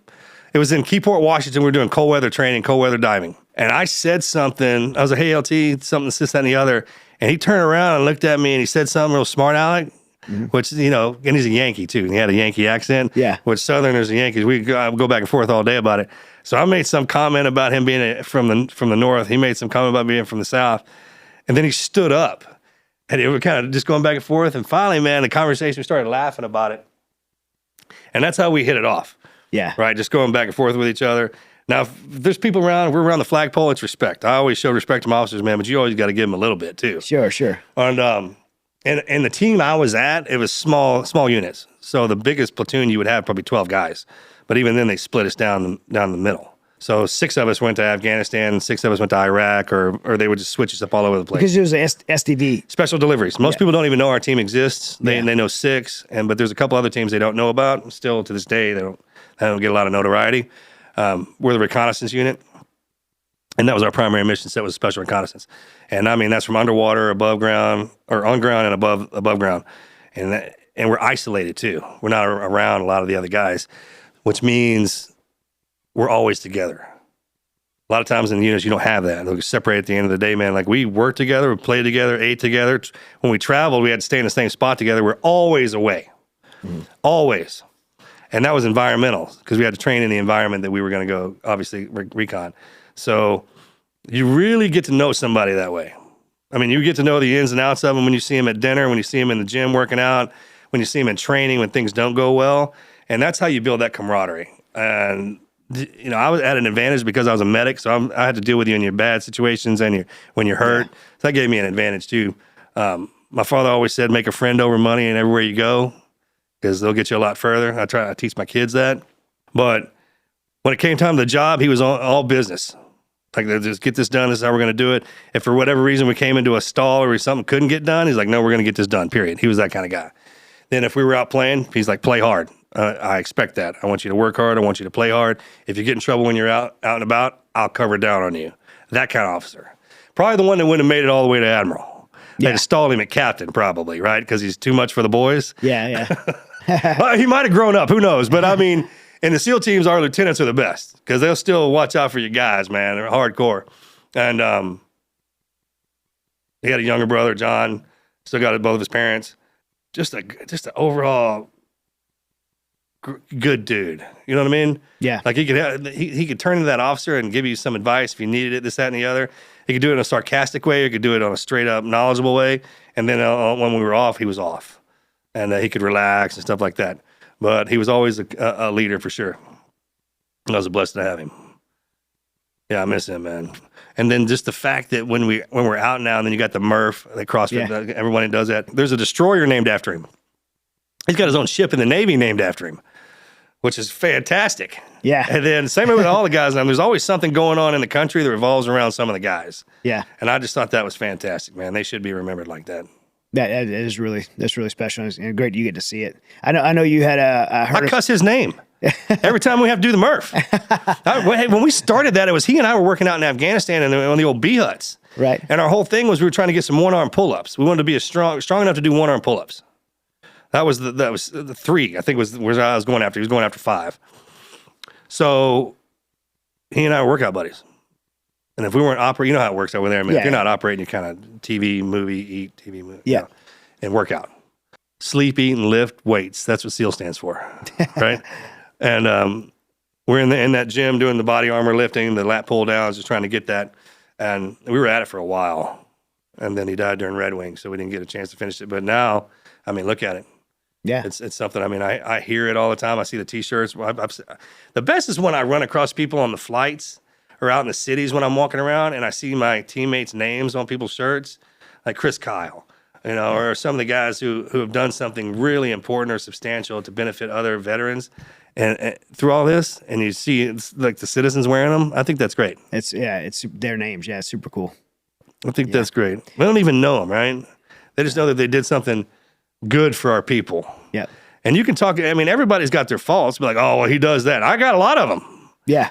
I had somebody the other day walk up to me like, hey, man, you know, you friends with so-and-so? And I was like, yeah. He's like, why? He's given a lot of reasons for you not to be his friend. I was like, yeah, but he's given more. More reasons to be his friend. More reasons to be his friend. You know what I mean? Yeah, that's such a good perspective to You know have. what I mean? It's like everyone's got their thing. Yeah. Especially our guys like to drink. Yeah. And when we get, you know, if you're coming right off the line, if you still have all that bravado, and then just the way things happen the way they are, man. That's why we grow older. But I've learned so many lessons by running into the people who actually honor and love my teammates. Yeah. Just to hear their what they think. It's pretty cool. Being local here, I heard a story of talking about honoring your teammates. You had a dog that you named after. Yeah. There was an acronym, right? Yeah, Daisy. Yeah. And then I guess somebody killed this dog, right? Yeah, so I just got out of surgery. I had back surgery, and I was at the house recovering. Okay. I remember it was 3 o'clock, and it was late or early, whatever. You know how it is, man. When we're in that phase of our life, we're not sleeping. Mm-hmm. That's where I was at. And I could hear the gunfire. So I had my house, and then I built my mom a log cabin next to me to where I could check on her. Yeah. And I had let her out to go to the restroom. Daisy. Well, so what was that? Stands for Danny, Axe, Southern Boy, and Yankee. That was the acronym for our team. Okay. So you had Danny Dietz, you had Matt Axelson, who I named my son after Axe, because we called him Axe. And then Yankee, obviously Mikey, and I'm the Southern Boy. And when I got out, I got issued a service canine. I've had a couple of them. When I let her out to go to the restroom, I kind of shut the door and laid back down for a little bit, and I could hear some gunfire. So I jumped up, and I kept a rifle at the door. I grabbed the rifle. I live out in the middle of nowhere. I mean, then take a left and go a little bit further, and then you're at my house. And I immediately went next door and went to my mom's room. I remember kicking the door open, and she was asleep in there, and she sat up real fast. You know, I had a rifle. And I was like, don't move until I come get you. And then I came back out, and there's a fence that ran the length of the property, and it was probably about 150, 200 yards. That's how long my driveway was. Well, there was one light in the distance, and I could see a car parked under it. And then, so I hit the tree line next to the fence and skirted that and then crawled underneath the fence. As soon as I got up, I could see them getting into the car. And I started moving up to engage the driver, but I was shot from behind. And then I looked down, my dog's in the ditch. So and I didn't see her in the beginning. I was just focused on them. And when I looked down, I could see her, and I kicked her just to see if she would move, and she didn't. And then when I looked back up to re-engage on my rifle, they had left. They got in the car and left. They didn't see me. And then I ran back to the house, got in my truck, and caught them down the road. Yeah, were you on a phone like those? Okay, so the reason I called 911. I got to hear this part of the story. All right. I live on an old country road. Right. They were in a car. I was in my truck, and they had a little bit of a head start on me. So when we got to the hardball, the main road, they just took off. Right. I mean, I was doing 110 miles an hour. I couldn't catch them. And we went through a couple of towns. So eventually, the road only leads one way. So I called 911 up and reported it just because I didn't want to lose them. And then the sheriffs had the road blocked off and caught them. And then I showed up. And then I'm from a small, you live out here. You know, every sheriff, every cop, we know them. Yeah. I grew up with them. I mean, some of them whipped my ass and taking me back to my parents. That's a true story. And so they knew immediately what was going down. And then they were like, get your ass back in your car. I could recognize, I was like, yes, sir. You don't mess with the police around Montgomery County, man. They don't mess around. Right. And, or Walker for that matter. I got in my car and left. And then that whole rigmarole started. But yeah, that's how that happened. I was laying there after a surgery. And they were joyriding around, killing animals out in the woods, out in the forest. I guess they had shot some other dogs and some horses, been a cow or something like that. Yeah. Man.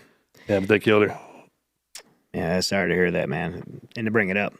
No. I mean, it's part of life, one thing, another thing to have to go through. Yeah. What I've learned through going everything is, man, whatever it is you're around, if you have a limited time with it, which you don't know what that's going to be, it could be one day, it could be 10 years, love it. Have as much, just enjoy it, your time with it. Yeah. Just never take that for granted. Everything around me dies. That's a fact. I mean, you look at it's a scary fact, actually. The one thing that I've kind of learned how to do, man, is whatever moment I'm in, that's the moment you're in. Yeah. You only get one chance to make a first impression. Make sure you leave a lasting one and enjoy everything and all the people that you're around, because you don't ever know when they're going to die, man, or get taken away. Looking over at your son, you've had a lot of loss around you, but you've also invested in a lot and built a beautiful family, had a lot of great friends. So. That's the best part about coming home. Yeah. Especially in this area, like I said, I have the same crew I've grown up with. Half of them are Conroe boys. That's the crazy thing. We met in a fight back in the day in high school. That's how we all linked up. And we've been together ever since. We still go hunting and fishing together. I mean, I grew up in Willis, but Conroe is, it's kind of our sister town. Yeah. So I spent a lot of time there. And it's a great place, man. A lot of people don't know. I didn't until recently. After the big lone survivor story, after Operation Red Wing, you got back on the horse. Talking about like the resiliency, like you get back on the horse and deploy again. Yeah. You didn't have to do that. Like it's, incredible story of resilience that you would deploy again and you go to Ramadi. Well, I didn't know it was going to be like it was. I mean, it was Right. the last stand. It was the best deployment. Like I said, we had been on. I just gotten out of the hospital. I went back and I fell into that platoon. They were hiding me there for the most part, so I could recover. But then most of that platoon was stacked up with the guys I'd been through training with. It was real seasoned too. I mean, there's some hard dudes. And your brother was on this. My brother also got moved in there to my sister platoon. Okay. So he was next door, and we were going to deploy together. The only thing was we couldn't ride in the same helicopter or the same Humvee. Okay. That was a rule. We slept in the same tent. Everything I ate in the same places and all that stuff like that. But I mean, I tell you what, people ask me why I go back all the time. That's gonna ask. Well, why do you make the decision to go back? Because I'm sure it was your choice. It was. Yeah. Yeah. I had help. I had help too. I mean, there was a lot of push to keep me back, and then there was my master chief and a couple others were real adamant about. I had a great master chief. I mean, this guy, man, he watched out for me. Nashchek was his name. That's his guy's name, yeah. Yeah, Master Chief Nashchek, Pete Nashchek, freaking great dude, man. He watched out for me like you couldn't believe. And then even when we went back over, because I was broke, my back was broken. I was a train wreck. It was more my mental to correct my mental attitude. It was to get back on the horse. Get back on the horse. You always hear that. What does that mean? Well, I was like, hey man, you got to re-engage. I mean, in free fall, like if somebody has a cutaway, You got to get back out there. get it back in the plane, like right away. Like don't Not let only it sit- that, it's like all the guys coming up underneath me see that. Yeah. So that's where the admiral was like, hey, we're gonna. I was like, okay, Roger that, let's go. And then we got over there. I mean, it was freaking on, which is good. That's what I needed. I didn't even have time to feel sorry for myself or to get into that spot. I didn't, because it was pure combat. And then the platoon I was with was great. They knew why I was there, and then I did as much for them as I possibly could. They did as much for me as I possibly could, and they helped get me through Ramadi for sure, man. I mean, I took 18 men out there, and 16 of them got wounded, so it was pretty gnarly. What was it like for you mentally? All right, in the beginning, I tell this story. The first time we went out on patrol, Yeah. there was a place called the Government Center, and it was always commotion over there, always firefights. And we were in this channelized area, and sure enough, we started taking some rounds. I took a knee, and we all did, look, listen, and feel, and kind of sat around for a little bit, made the call, we engaged, and we got out of there. I remember getting back to the campground, and I went and checked on a couple of my new guys. This was their first gunfight. I was like, hey, how you doing? You feel all right? And I'm like, yeah. And one I was like, I was a little nervous, man. I looked up, and you were on a knee, and you kind of looking around. Everything was cool. You made this call, and we got out of there. I was like, bro, keep thinking that, man. I was like, because when that gunfire started coming past my head, I was like, what the hell am I doing back here, man? I was like, I can't believe I'm getting shot at again. And it went away right after that. Yeah. It sure did. And then mostly I was contending with, I had a lot of physical injuries, so I was trying to stay up with that. But they got me through it, man. They healed me up. I owe everything to that platoon. The freaking, dude, Task Unit Ramadi. You guys are something, man. Thank you for my life. And then we made it back. So a lot of that's cataloged in the book Service, right? Yeah. Yeah. So if people want to know more about that, like I said, that's where I didn't know. And so. Because when I got back after that, I immediately got on the line for the book and then the movies. That's how that push worked. I got hurt again in Ramadi, and then they were like, okay, well, you got to do this now. Well, a lot of people listening to this show may not have been in combat, but combat or life, like we all get knocked down. And, that fact that you did that is an example that no matter how hard you get knocked down, you get back up. What would you say to people who are down right now and think, man, I've been hit so hard, I can't get back up? Like, what would you say to people who just feel like they can't move forward? That's tough. I've been there. Yeah. Bones knocked out of you. You got this depressed feeling like I can lay down here on the couch and watch TV. I don't want to go back out and this, that, and the other. That's part of it. Now, you said you wanted to get knocked down, and we knocked you down. Right. Now, to get you back up, this is us telling you, now get back up. And you take it. It's just like when you started. It's one step at a time. You're not going to go back in there full force. You got to get your confidence back. I'll tell a lot of people, I went back and started watching the movies I watched before I got into the SEAL teams that fired me up to become that. Like I retrained my mind. Go back to the beginning. Go back to the beginning. And it's not, man, like you can either get broken or you can get broke open. Like I'm hitting you to break you to open something up so that other thing comes out. Like there's layers in the human condition. And war will definitely get to the center of that. Now, if you remember that's why you went out there, then this isn't a problem. But if you look at yourself as like a victim in everything that you do, you shouldn't. Imagine you got put into this realm to go through that and to come out harder on the other side. And it's really as easy as the reverse. The minute you wake up from your ass whooping or whatever it was, if somebody's standing there and they're like, hey, good job, man. I've never seen anybody get hit like that. You took it. That's motivating. Or they'll be like, bro, I don't know. You shouldn't get up. You look weak. You look like you're beat up. That kind of guy. Well, you don't want to listen to that, man. You need the other ones. And that's what I had. They were like, hey, good job. Way to take that ass whooping. Because that's what we do. Right. We get beat down. And everything that we do, the ass whooping's part of it. It's just like, hey, man, I just beat your ass worse. And then when you got your friends next to you, man, you know as well as I do, a lot of the guys, when we go out into these missions, I just want to see you suffer because of the faces you make. You know what I mean? It's like, just to hear the words that come out of your mouth when we get into some of these situations is the funniest thing I've ever heard in my entire life. No disrespect. I just love being with you when you get in a hard time. Yeah. That's a real thing. It is, 100%. I mean, I know guys who will purposely piss somebody off just to see them react the way they do. Yeah. That's a human thing, man. And if you don't acknowledge that, man, you can go crazy down here. But once I started to see that, I'm like, man, there's just different personalities around here. Some people activate when hard times, some people don't. Yeah. You put them together, it teaches them. It's an offset. Like all your answers come from people. Yeah. Right. And the situations that they get in, and you and I have been putting a lot of them. Yeah. The diversity in your life, from being a war fighter to an MMA fighter to preaching the word. Yeah. I mean, that's a trifecta, bro. So it opens up a lot of. It all comes together. And the show the Resilient Show comes from 15 years now. I've been speaking on the topic of resiliency in the military, as you know, speaks resiliency on 4 pillars: mind, body, spirit, social, like being mentally tough, physically tough, socially being surrounded with the right people, and having a strong spiritual foundation. One of the things you just mentioned was the people you're around.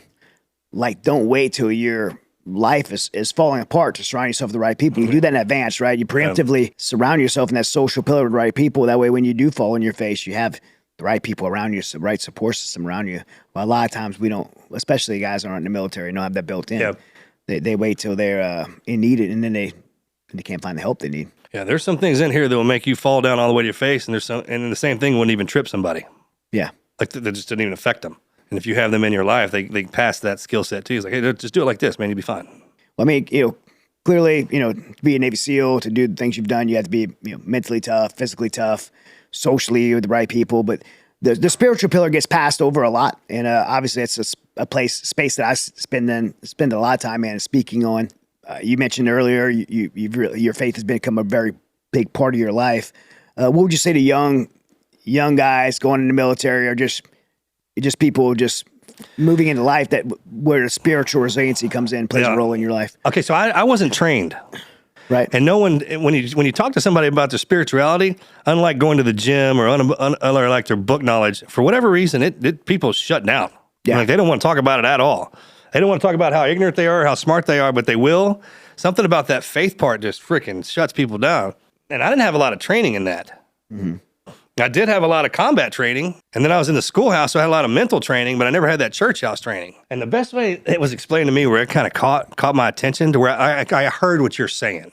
Mm-hmm. And you ever notice, like, you can explain something some way, and I can explain it the same thing, but I'll say it a different way, and people are like, oh, I can hear that. Right. Okay. Well, you hear that term mind, body, and spirit. You hear it all the time. We've heard it growing up, even if you're not in the church or body weightlifting or anything like that. Mind, body, and spirit. You got a mind, you got your body. Them two things are separate. You also, you got your spirit. You're at the thing in there that's driving all this. It's like, so there's three types of people. There's the minds, there's the bodies, and there's spirits. It's like the bodies, they're easy. You can see them walking in the room. Look, man, you're not born looking like that. You have to earn that. Athletes, man, you can tell when they walk in the door. Just the physique. And there's stuff that comes with that we don't ever talk about when you lift weights. There's a confidence that comes with that, the strength, everything. The way that feels, like literally the way that feels changes you. When everything's tight all the time. Mm-hmm. And I mean, look at like Arnold Schwarzenegger. Look what he did with the body. Look how far you can take that thing, how strong you can make it. And you go into the gym to do that. Well, athletes and the smart kids and nerds, they don't get along very well. Like the smart kids never go to the gym. They don't like it. And the athletes hate going to the schoolhouse. Mm-hmm. The smart people, man, the minds, you don't really know who they are till they open their mouth. And then you're like, okay, he's got some training. Yeah. For sure. They can hide it in their clothes. They can just, they can make you think that they're tough. And then the minute somebody opens their mouth, you're like, oh, yeah, okay, that was a front. Yeah. You know what I mean? Yeah. All right. But you've seen them, people who train their mind, what they can do. They can make the body do something. It's amazing. And it always escalates up. Well, then you got spirits. It's like, man, you can see them. You can smell them a lot of times. They got crystals tucked in their pants. They'll hit you with a Bible. They speak from the spirit. Mm-hmm. Everything they do is either from the word or it's like a spiritual, an animal, or the wind or the environment, right? You know what I'm talking about? You can see them. You can really see them. They don't ever go to the gym. And in the schoolhouse, they're kind of aloof, right? They're just looking outside and they're about nature. Make sense? Yeah. All right. So knowing what happens when you train the body, like when you go into that gym and it does that. Right. And knowing what happens when you go in the schoolhouse and you just read something, what that does. Like that physically changes you and people can acknowledge that. That's why we have degrees and everything like that. You just keep going up. Same way with the belt system in martial arts, man. Like, when somebody walks in one of those, they put some work in. That's the same way with the spirit. I didn't know that. You ever run across somebody like a boxer or a fighter, their body looks like it's ready, their mind, but their spirit hadn't been sharpened, and then you can get into their head and talk smack and break them. Yeah. There are people that have huge bodies, but they got glass hearts. They talk about their feelings and they cry. I mean, there's all kinds of things down here. Well, what the spirit does, man, is if you train that, like if you get into the church, that's all you got to do is go in there and listen to it. Listen to the word. Yep. If you train that part up, then you can't break that part. You can't get in there and physically touch that. Like your body can be busted, but if your spirit's in there, it's like driving that vehicle. It's like, get back up. Hey, this thing's just housing me. You think you're seeing through your eyes, man, you need to look through them. Don't picture like, oh, I can see things with my eyes. No. You're inside this thing looking out. And this is your vehicle. What do you feed it? What do you paint it up in? Like, look at your paint job. That tells me something too, man. Yeah. And if you take a third of your day to train your mind, to train your body, to train your spirit, like an hour a day on Sunday out of the week is really all you need. 3 days a week in the gym and then read something, put by the toilet or something. It never stops. You round it. It just rounded out. Yeah. You ever hear that? Doc, I talk about him. I was like, you ever heard about like their dad or somebody's like, hey man, he's well rounded. Yeah. That's what you want. Because you can get that body trained up. If you don't train your mind and your spirit, your body will break once it gets into something. So once they broke it down to me like that, like, hey man, if you just take a little bit of time to train each one of those, you can't believe what that'll do. And as a matter of fact, have you ever run into anybody who trains all three of them? Probably not. They're rare. I mean, they're real freaking rare. Right. Usually you got a body or a mind, and then spirit's like something to do nonchalantly or vice versa. But if you run across a freaking bodybuilding priest who has double degrees, he might be dangerous. You know what I'm talking about? He's just he's so well-rounded and so solid in their life. I mean, I really believe this. Like I said, we were talking about 3, but the 4th one being social, meaning just have that social support. Yep. Thank you. But like, man, for those who have the right mindset, they have the right perspective, they're investing in their intellectual intelligence, they're keeping their body maybe physically fit, but also healthy, and then surrounding themselves with the right people, and then having a strong spiritual foundation. I mean, those guys, when you have all 4 of those pillars, and you're unstoppable. It doesn't mean you're not going to have hardship, but when you do, you're going to bounce back. Well, normally what happens is you're dealing with somebody else's hardship. Yeah. Like what happens is after you sharpen all 3 of those, the Almighty will put you around somebody who needs some help. Yeah. And most of the situations that you're feeling the stress ain't your stress. It's theirs. Yeah. Because once you develop your spirit, you kind of care for people. You do, yeah. You have a compassionate heart. Capacity you see that like, oh man, they're struggling. So this is where I come into play. I pray for that. I pray for that as a Christian. I pray, hey God, break my heart for the things that breaks yours.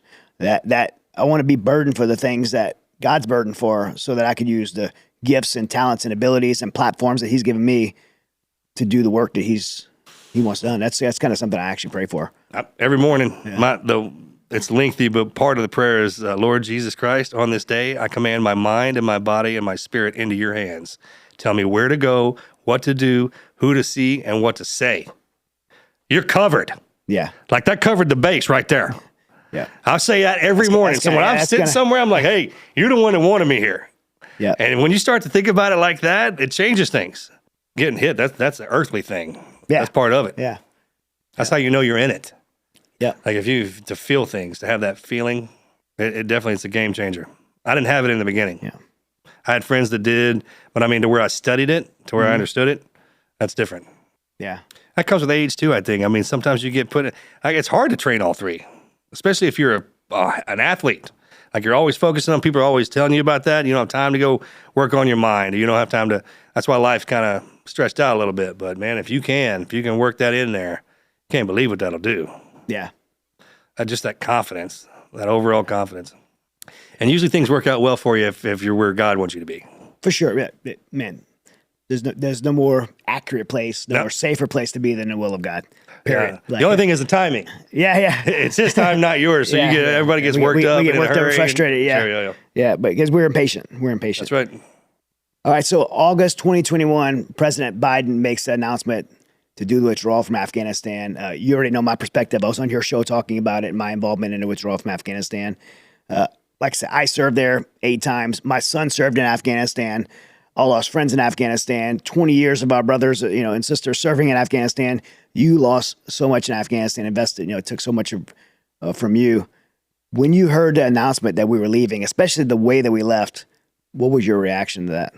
Leaving, when I heard that, I was good. Yeah. I mean, if we finished the mission.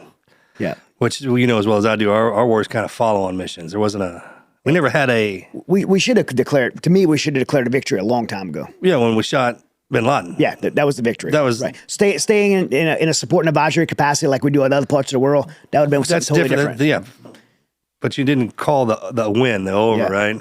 Yeah, and I agree. Which I think is a big deal for us, especially for Americans. Hey man, what are we doing here? War on terror is over.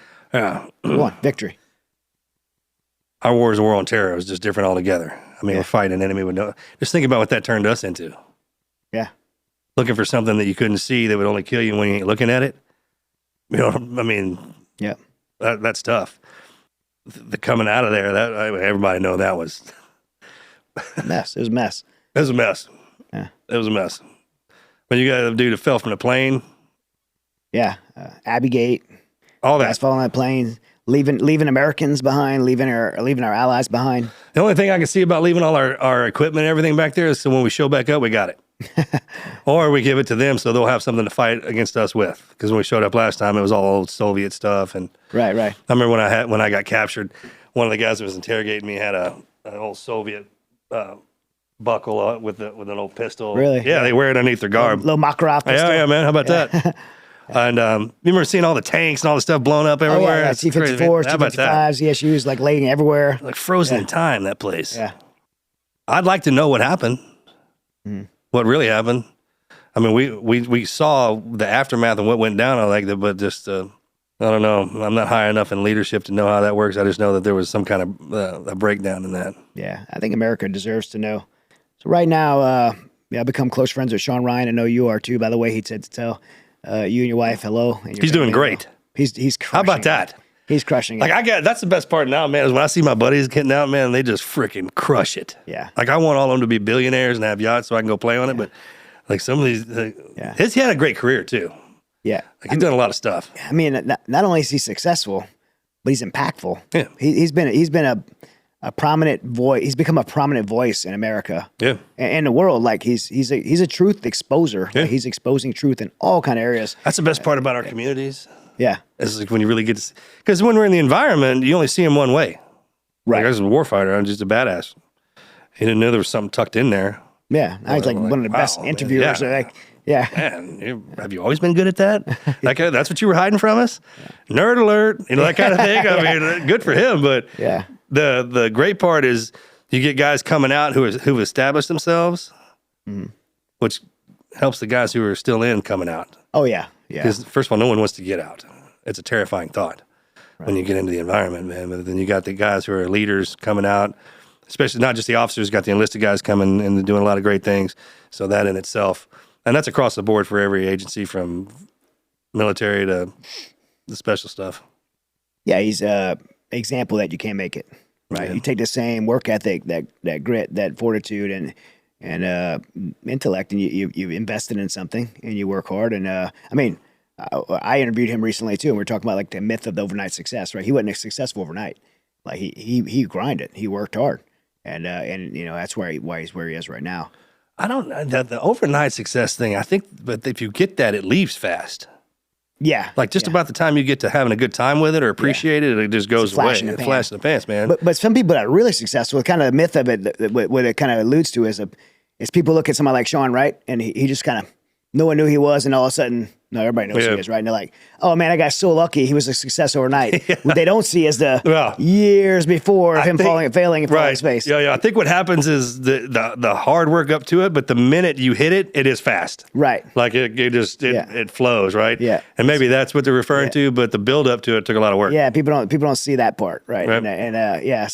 But he's worked hard, man. But he just did. Speaking of the withdrawal, Afghanistan withdrawal, he just interviewed Ahmad Massoud. It was like an exclusive interview.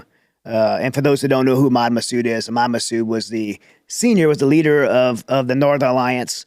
Bin Laden, where credit's due, Bin Laden brilliantly assassinated him 2 days before 9/11 because they knew we would need with a camera. They knew we need an ally. He'd be the ally that we would need to go after Bin Laden. So they assassinated him, which fractured the Northern Alliance, and a lot of people, those guys jumped to the Taliban. If you've seen the movie 12 Strong, there's like a race because of the assassination of Massoud to get guys on which side of the team they're going to be on, right, for Afghanistan war on terror. So one of the things that people don't know about Massoud was that he had warned the U.S. of 9/11. He had warned of a pending attack, and they ignored him. Yeah. So fast forward now, we withdraw from Afghanistan. His son, Ahmad Massoud Jr. Right? Junior, yeah. But Ahmad Massoud. But he all of our allies that were left there, they come under his leadership. He's leading the resistance. He's fighting the Taliban for women's rights, for freedom, to make sure the Afghan allies that we left behind aren't getting slaughtered. Fighting for their country. That's who he is.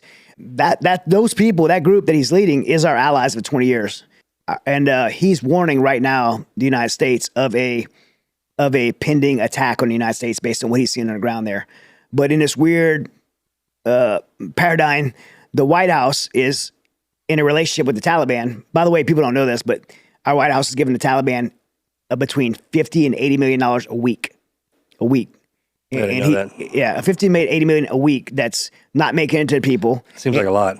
That's a lot. That's a lot. That seems like a lot. I mean, I shouldn't be giving any because they're a terrorist organization, and they violated Doha Agreement. But nonetheless, he's reporting that he's leaking that, and he knows of a pending attack. But the White House chooses to have a relationship with the Taliban, our enemy of 20 years, and not with our allies of 20 years. And they have blackballed Ahmad Massoud from coming and giving his testimony and reporting this threat to Congress. And so Shawn just had him on the show, and Shawn's doing a petition. So if we'll put a link in the notes. If Shawn is doing a petition to get every American to sign this petition saying that Ahmad Massoud should be able to come to the United States and give his testimony. Now, it doesn't mean you have to agree with what he's going to say. He could be just let him talk. Full of it. Just let him talk. Here are the guys. Yeah. We if the Taliban was saying, "Hey, I'm a whistleblower. I want to leak on like hear what he has to say." Like our House Foreign Affairs Committee should be able to hear what the leader of the the leader of the resistance has to say about a pending attack on the United States. It's insane to me. And so we're asking people to sign this petition. And I didn't know if you knew much about Insanity was that. freaking coming back around on us. Yeah, it's insane. We've dealt with it before, and we've talked about that too, man. I was like, the last thing I want is my freaking kid having to do that. That's what I'm saying. And you had that. I had my son go to Afghanistan. The last thing I want is my sons to go back and fight the Taliban all over again because of our machinery. Another attack. Yeah, With our stuff. they have our stuff. And by the way, currently we're sending them $80 million a week. Man, I didn't know that, dude. That seems like which a is lot, insane. man, Especially, $80 million a week while the women and children, the women and little girls are being sexually enslaved, while they're starving to death. The Taliban's using that money as like, it's just like in Africa, right? They're using food money. It's insane. It's almost impossible to keep up with the currency once it gets over into those countries, man. You can't. Yeah. I mean, I get that we play around over there and we have to have a presence and stuff like that, but that's probably why they don't tell people how much money they spend, because we can't even fathom that. Yeah. Yeah. Millions of dollars a week? Yeah. That's just unbelievable. Yeah.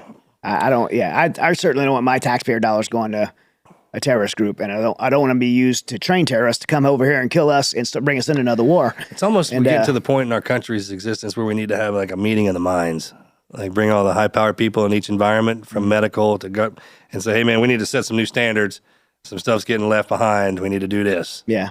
You think our government should have some oversight, kind of like we the people? Like we should have some voice in this, It needs right? to happen. Yeah. Well, yeah. For me, like this petition, is super important, because if there really is a terrorist threat and this guy wants to report it, the American people should have. You a get right enough to of the hear it. guys. I mean, you push that thing around, man. Get all the guys to sign it. Yeah. Ain't no harm in having him over here just to listen to him. Nope. And like I said, his track record of success, he's on the winning team. He's on our allies, the team of our allies for 20 years. Because if we do have to go back over there, and we don't have anybody in country that we're friends with, especially over 20 years of war, like some of them guys we've been fighting with for a long, that managed to live, Yeah. or that came on board halfway through it, because most of them die.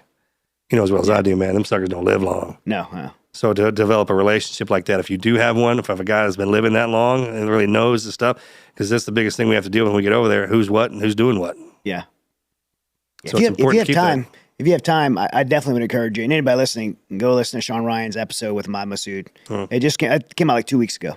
It's pretty incredible and eye opening and scary. Like, it's scary. He went. Shawn flew to. Oh, you went over there? Overseas. He flew to Austria and met him in Austria. And honestly, I'm surprised he agreed to interview with an American, knowing that he's blackballed from the U.S. and knowing what his father was assassinated. In an interview. Is that official? He's officially been blackballed from the U.S.? Yeah. They won't let him come here, and he's just trying. He's just like, I have information of a pending terrorist attack. I don't want anything. I'm not asking. Obviously he'd want support, right? But he knows he's not gonna get the support to fight the Taliban. Yeah. He knows what team the White House chose to support financially. He has to be careful security wise. Americans dealing with so much. All the other wars everywhere from Ukraine to Israel. There's corruption. It's always then dealing with what's going on with the elections. Like, there's just so much stuff coming at us. Yeah. The industrial military complex is a big reality and a big thing, and and it pushes a lot of this stuff. Look, President Trump said he could end the war in Ukraine before he even hits office. He says if he becomes president-elect, he'll end it before. And I have a book releasing August 13th on Mission Without Borders, and that's my opening author's notes. It's going to be ended in 24 hours. And when President Trump said that in the debate, I don't know if you've seen this, but Putin made a public statement. He said President Trump says he can end the war if he becomes president-elect. He's like, I don't know his policies, and I don't know what he's proposing, but I want to hear because he's saying that he's willing to listen to what he says. So you got Putin saying, hey, I'd be willing to end this thing if President Trump comes in office. And but right now you don't see Zelensky, you don't see President Biden, you don't see any of them talking about peace.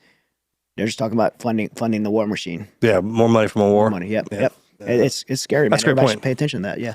Yeah, that's a great point. You don't really hear him talking about it, and it's like more, peace, no. Yeah, money. No. That's a great point. Yeah.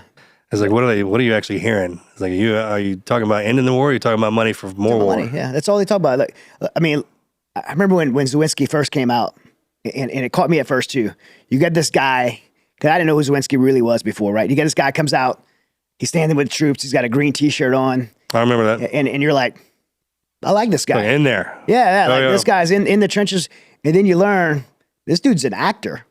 Like, used to be a Broadway actor, dressed up in drag. Like, he's a comedian that made a movie about becoming president. And then now he's like this national figure. And then you find out that Obama and Biden were part of putting him in office. And then as soon as they get back in office, Putin gets on the border and they remove our U.S. troops, close our embassy, close our consulate. NATO followed. They gave a green light for Putin to cross in. And then they let that happen. They let it start. And then they start sending hundreds of millions of dollars to this place known for corruption. Most people don't even know why they're fighting. No, they don't know at all. Okay, why are you two fighting each other? No. I've yet to run into anybody who knows the answer to that. No, it's a territorial dispute. Yeah. Which, I do think Putin's wrong, by the way. And I do, and I've volunteered to go there 10 times. Our teams, we've been there over 30 times. We've had a permanent president. So my heart is to help these women and children that aren't involved in any of this. And by the way, like, as a Christian, as a conservative, a lot of people have given me a hard time saying, what are you going to Ukraine for? Zelensky's corrupt. There's hundreds of millions. I don't believe our hundreds of millions of dollars should go there. And I do believe Zelensky's corrupt. But for me, like, I haven't been going there for Zelensky or President Biden. I'm going there to help people, right? People, yeah. And if we let our politics get in the way, our compassion for people, then we should probably change our politics. Like, these are innocent people, and if we have the ability to help them, we should. And that's why I've been going there. But look, make no mistake, like, that is a corrupt place. President Zelensky is corrupt, and they have not talked once about ending this thing. They wanted to keep going. They want to keep that money going through there. And I've been to the front lines. Yeah. I brought medical equipment and giving training for TCCC, like, the I remember all that combat casualty care. Yeah, and because TCCC, man, I hadn't heard that in a while, dude. Well, these frontline troops aren't getting it. We're sending hundreds of millions of dollars there. Is that what y'all are doing up there? And they're not getting tourniquets. They're not getting equipment. They're not getting that basic training. Like, if we're sending hundreds of millions of dollars, they should at least have a dang tourniquet, right? You need $100 million to teach somebody that. No. So I mean, like, that money's not making it there. That's the truth. And they're keeping this thing going. A lot of people are getting rich off of it. And the longer they keep it going, the more money they're going to make. And people are dying, man. Over 1 million people have died there. And is that what it's at now? It's over 1 million people. The news won't report it. It was over 1 million people. Because they'll just keep throwing bodies, right? Well, the Russians, they'll just keep going in there, man. I've been to, like, Kharkiv and Odessa and Izum, and, like, you got apartment buildings and pizza parlors. It's not third world country. This isn't Afghanistan. This is like the Woodlands. Yeah. This is like movie theaters, ice cream parlors. This is like going downtown. Yeah, pizza shops, daycares, rockets, like ballistic missiles the size of telephone poles being flown in apartment buildings that only women and children in. Like, I mean, that was one of the craziest things to see. Yeah, I remember in Baghdad, especially. Baghdad, because it's a city too, right? Man, you see the building; it looks pristine. It's all put together, and then you roll around the backside of it, and it's completely blown apart. Yeah. And people still living in there. By the way, I'll get you a copy of the book I got coming out. Yeah. But so I want to say this, like, in closing, like, you have given so much for America. Your family has at a great sacrifice. Even your sons, who are, your son and or your wife and your kids, just by having to deal with the aftermath of it. But yet you still give. Like, you've been involved in charities, and you got your podcast, Team Never Quit podcast. Your wife's involved in tons of stuff to give back to the veteran community and just communities in general. And your brother, Morgan, serving as a U.S. congressman. You guys have given so much. You're a family of patriots, and this country, this country, however, through all your service, is in a dark place, and I don't think either you or I would be, or content with where our country is right now. And one of the things like that bothers me most about where our country is right now, for those of us who have given so much, is to know that our recruiting for our young men and women that serve in our military is down reportedly 35%. I think it's worse than that because they fudged numbers. And I don't believe that's just a recruiting crisis. It's the worst it's been since Vietnam, by the way. I don't think it's just a recruiting crisis. I believe that's a national security issue because not only you're not getting the people in that you need, but they're having to lower standards and bringing people that are less qualified, less intelligent, less physically fit, less capable of doing the job, and it weakens our national security. So I would say, what would you say to young men and women considering joining the military, parents who are influencing their sons and daughters to join the military, if they should or shouldn't serve at a time when many don't trust our leadership? It's tough, isn't it? It's tough. Where we're at? Yeah, you got kids, so it's tough. Well, I had to look back over the past wars, what happened after the wars. How remember in the Vietnam War, you had the hippies and the patriots, and now we're looking at an extreme version of both that after our wars. Yeah, seems like if you look at the 70s, it was kind of sensitive. Then we had the 80s and 90s, which were awesome. It just kind of grew out of it. It's almost as if wars changed something inside of us, and then when we all come back home, we have to melt back together and learn to figure out what we've been through. And America's been through so much since 9/11. Yeah. I mean, the 2 wars, all the skirmishes overseas, the housing crisis, pandemics, COVID. We got locked down. Yeah. I mean, grounded to our freaking rooms. Our generation's been punched in the face ever since we got here. The minute we got out of college, man, in 2000 hit, this stuff went bad. Yeah. It's unbelievable. I can only anticipate that that's just made us stronger. Yep. I missed the 90s. They were great, weren't they? They were great. That is great, man. 80s had the best movies. God dang. Anyways, don't ever give up on America. Remember, it says, "In God we trust," across the top right there. Yeah. So keep that in the back of your head when we go through some of this stuff. And somebody pointed this out to me the other day. So every 250 years, usually a country will go through their era of decadence, right? And we're kind of in that right now. Yeah. It's almost as if... Well, it's been 248 years. Right. So we're almost, we're kind of in this place where we're testing the edges. Everybody's kind of feeling out. There's one generation that are running stuff. Our generation's coming in, taking power. It's time for us to do that. And we've been through a lot. I mean, a whole lot. So I think that it's just it's like a growing thing with us as well. I'm a complete optimist when it comes to the United States of America. I think it ebbs and flows. I think we get into when it's cool to do this, we'll all do that, even if we don't do that, right? And then we'll switch something else. I mean, there's those trends and fads. It's like a flowing ocean. And the last thing, what you definitely don't want to do is get upset at it, right? And I know for a fact that if you love this country, she'll love you back. Like if our people know that you love her, individually, you can upset people and they don't like you and they'll talk smack about you. But if the overall knows that you truly care about this place, especially if you're willing to bleed for her, and a lot of people have proven that you're willing to bleed for her. And when they see that, man, that's just a little piece of hope. And then for all the veterans going in and getting your face smashed in, you come back and just kind of go about your day. And man, that's motivating. Here's the one thing I tell my guys all the time. So I'll tell you. I was like, hey, look, man, you look scary. That's by design. All of our guys and girls are covered in paint, right? You might have to cover it up a little bit, but when you walk outside with those cauliflower ears and that paint, people automatically know that you're dangerous. You want them to know you're dangerous. We did that. That's how we grew up in the 90s. Look at who taught us, from Schwarzenegger to Bruce Willis to Stallone. We are literally designed for this. But that only applies at that age. Now we're adults, man. Now you got to be like, hey, look. You got to preach the word. Mm-hmm. You got to cook dinner for your kids. You can't be acting like a fool. And I don't think our generation likes that. I think we like to have a good time. I mean, we've done that from the very beginning. And the only reason I say this is because of how much I travel around like you do. And you just know our guys and girls, right? And it's our turn, Gen X. We're the ones stepping into the breach. We've just been through a lot. And I think, with our kids and everything, we got the internet online now. I mean, it's almost as if we got that toy to play with, but we didn't put the rules on it because we don't like rules. But then our kids are playing with it now, and we're like, oh, wait, maybe we should put some rules down. It's just like we're catching up with ourselves because we've been away. Those of us that actually left, we left behind our friends. Man, they had to take over. They had to become extreme like us, but in this reality. And then look what they did to us, and they drop us back in here with them. I mean, that had to do something. Yeah. It just because of the way we think. They've been trying to kill us for 20 years. I mean, they jerked us out of paradise and put us in Babylon, for God's sakes. That's back to the beginning. And everyone hated us over there. Yeah. So, now that you got all of us back in one spot, man, and we're going through this transitional period, you can just see it in every direction. I was like, man, just the best thing you can do is just, slow is smooth, smooth is fast. Don't get worked up about something. If you do, make sure you can calm yourself back down and just know that we're going to get through this. Believe in the person next to each other. And the reason I keep doing this, man, is because of people like you. Like the minute you read my bio, have you ever read your bio out loud? Probably not. No. All right. Yeah, I didn't think so. It's freaking crazy. So if I live next door, if my neighbor has a bio like you, then I can't be freaking lazy. All right. Especially after you've had your ass whipped, and the guys that we run around with and knowing the ass whipping they have, and they don't do it because they want to. They do it because it's like a love thing. Yeah. And we know that. Most people don't. They're like, oh, he just does that. I'm like, no. If he didn't have to do that, he wouldn't. There's something else driving that. Yeah. And then that's easy to spot for guys like me and you.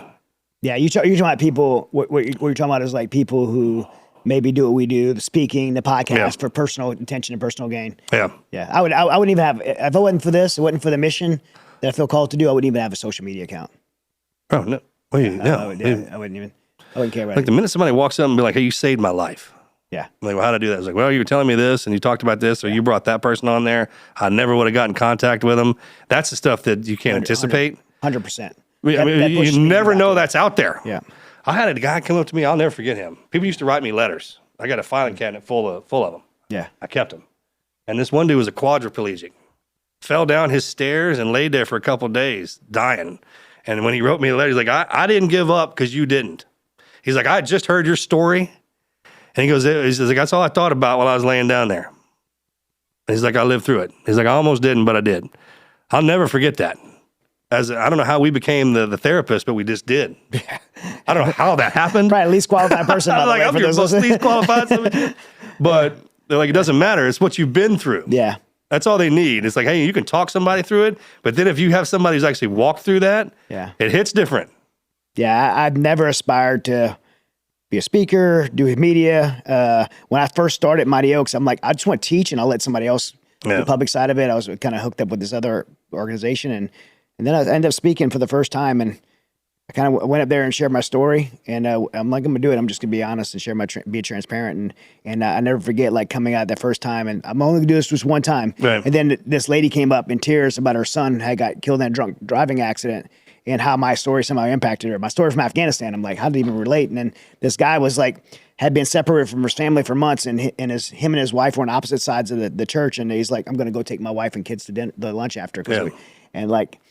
Other veterans, and through the years, like the more I share my story and the more I hear and go speak to these troops, and the more I hear about how it's helpful to them, I feel like almost an obligation now. I kind of have to. Yeah, and you know what gets me too is the stories you get to hear.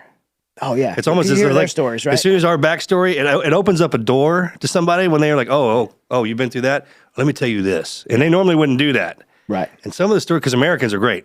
Man, they'll get into some things you can't even imagine. Mm-hmm. And I'm like, that's a good one, man. That's a good one. Can I steal that? They a lot of wisdom rolling around through that. Well, here's why that is, and you probably seen this too, so I'm probably not telling you something you don't know, but I get asked a lot, I'm sure you do, like, how do you help a service member who's struggling but doesn't want any help? And what I tell that's a great question. It's a really great question, because our communities want to help the veterans, but this is how I answer it, because I've learned this through what we do. Don't sit down with them and say, hey, you need help. Tell me your story. Tell me. What you do is you sit down across from me, tell them your story. Tell them about the time that you struggled and fell on your face. If you want transparency and vulnerability from someone, if you want someone to get well, then you have to demonstrate it first. Yeah. And when you're willing to be transparent and be vulnerable with someone and open your heart to them, then, like you said, then they're going to be like, oh, I just heard your story. Let me tell you mine. Mm-hmm. And that opens the segue in the door to helping people. And so if you want someone to be vulnerable, be vulnerable. Especially if they've been through something hardcore and you're like, whoa. Yeah, exactly. I mean, they're just like, oh, okay, all right. Because we have some civilians that have been through some things. They're burdens. 100%. It's just not an episode or anything. It's a burden. Yeah. And when you see them, it's kind of like, oh, okay, maybe there's a lot of hard things out here. Well, want to give a final thing that you did that I want everybody listening to go listen to.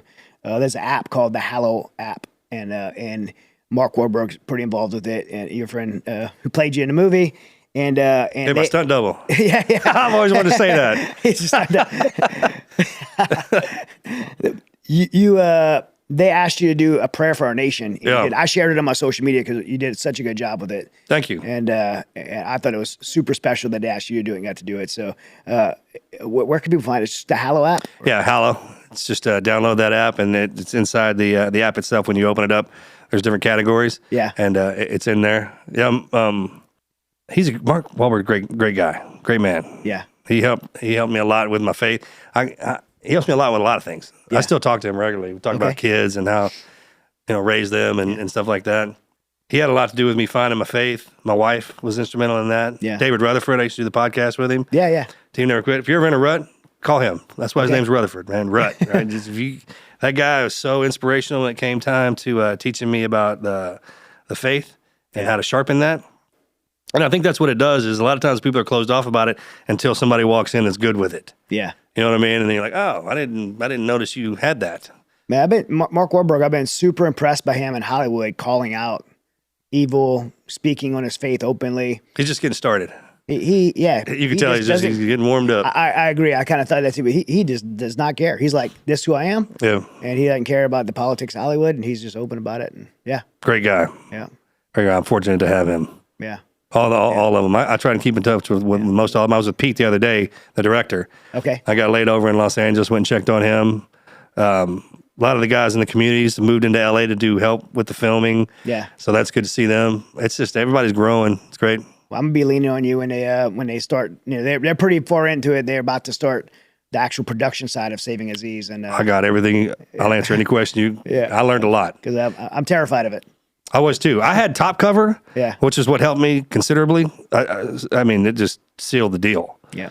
So, and then they were adamant about make sure when the guys are coming up after you that anything I can help you with, I will. Well, I think I'm in the same position as you, where you did it to honor those other guys. Yep. And for me, like I was offered to buy the right for my story. I didn't sell it. I just said I just wanted to be done right, and I want to roll in doing it right. So I opted that route.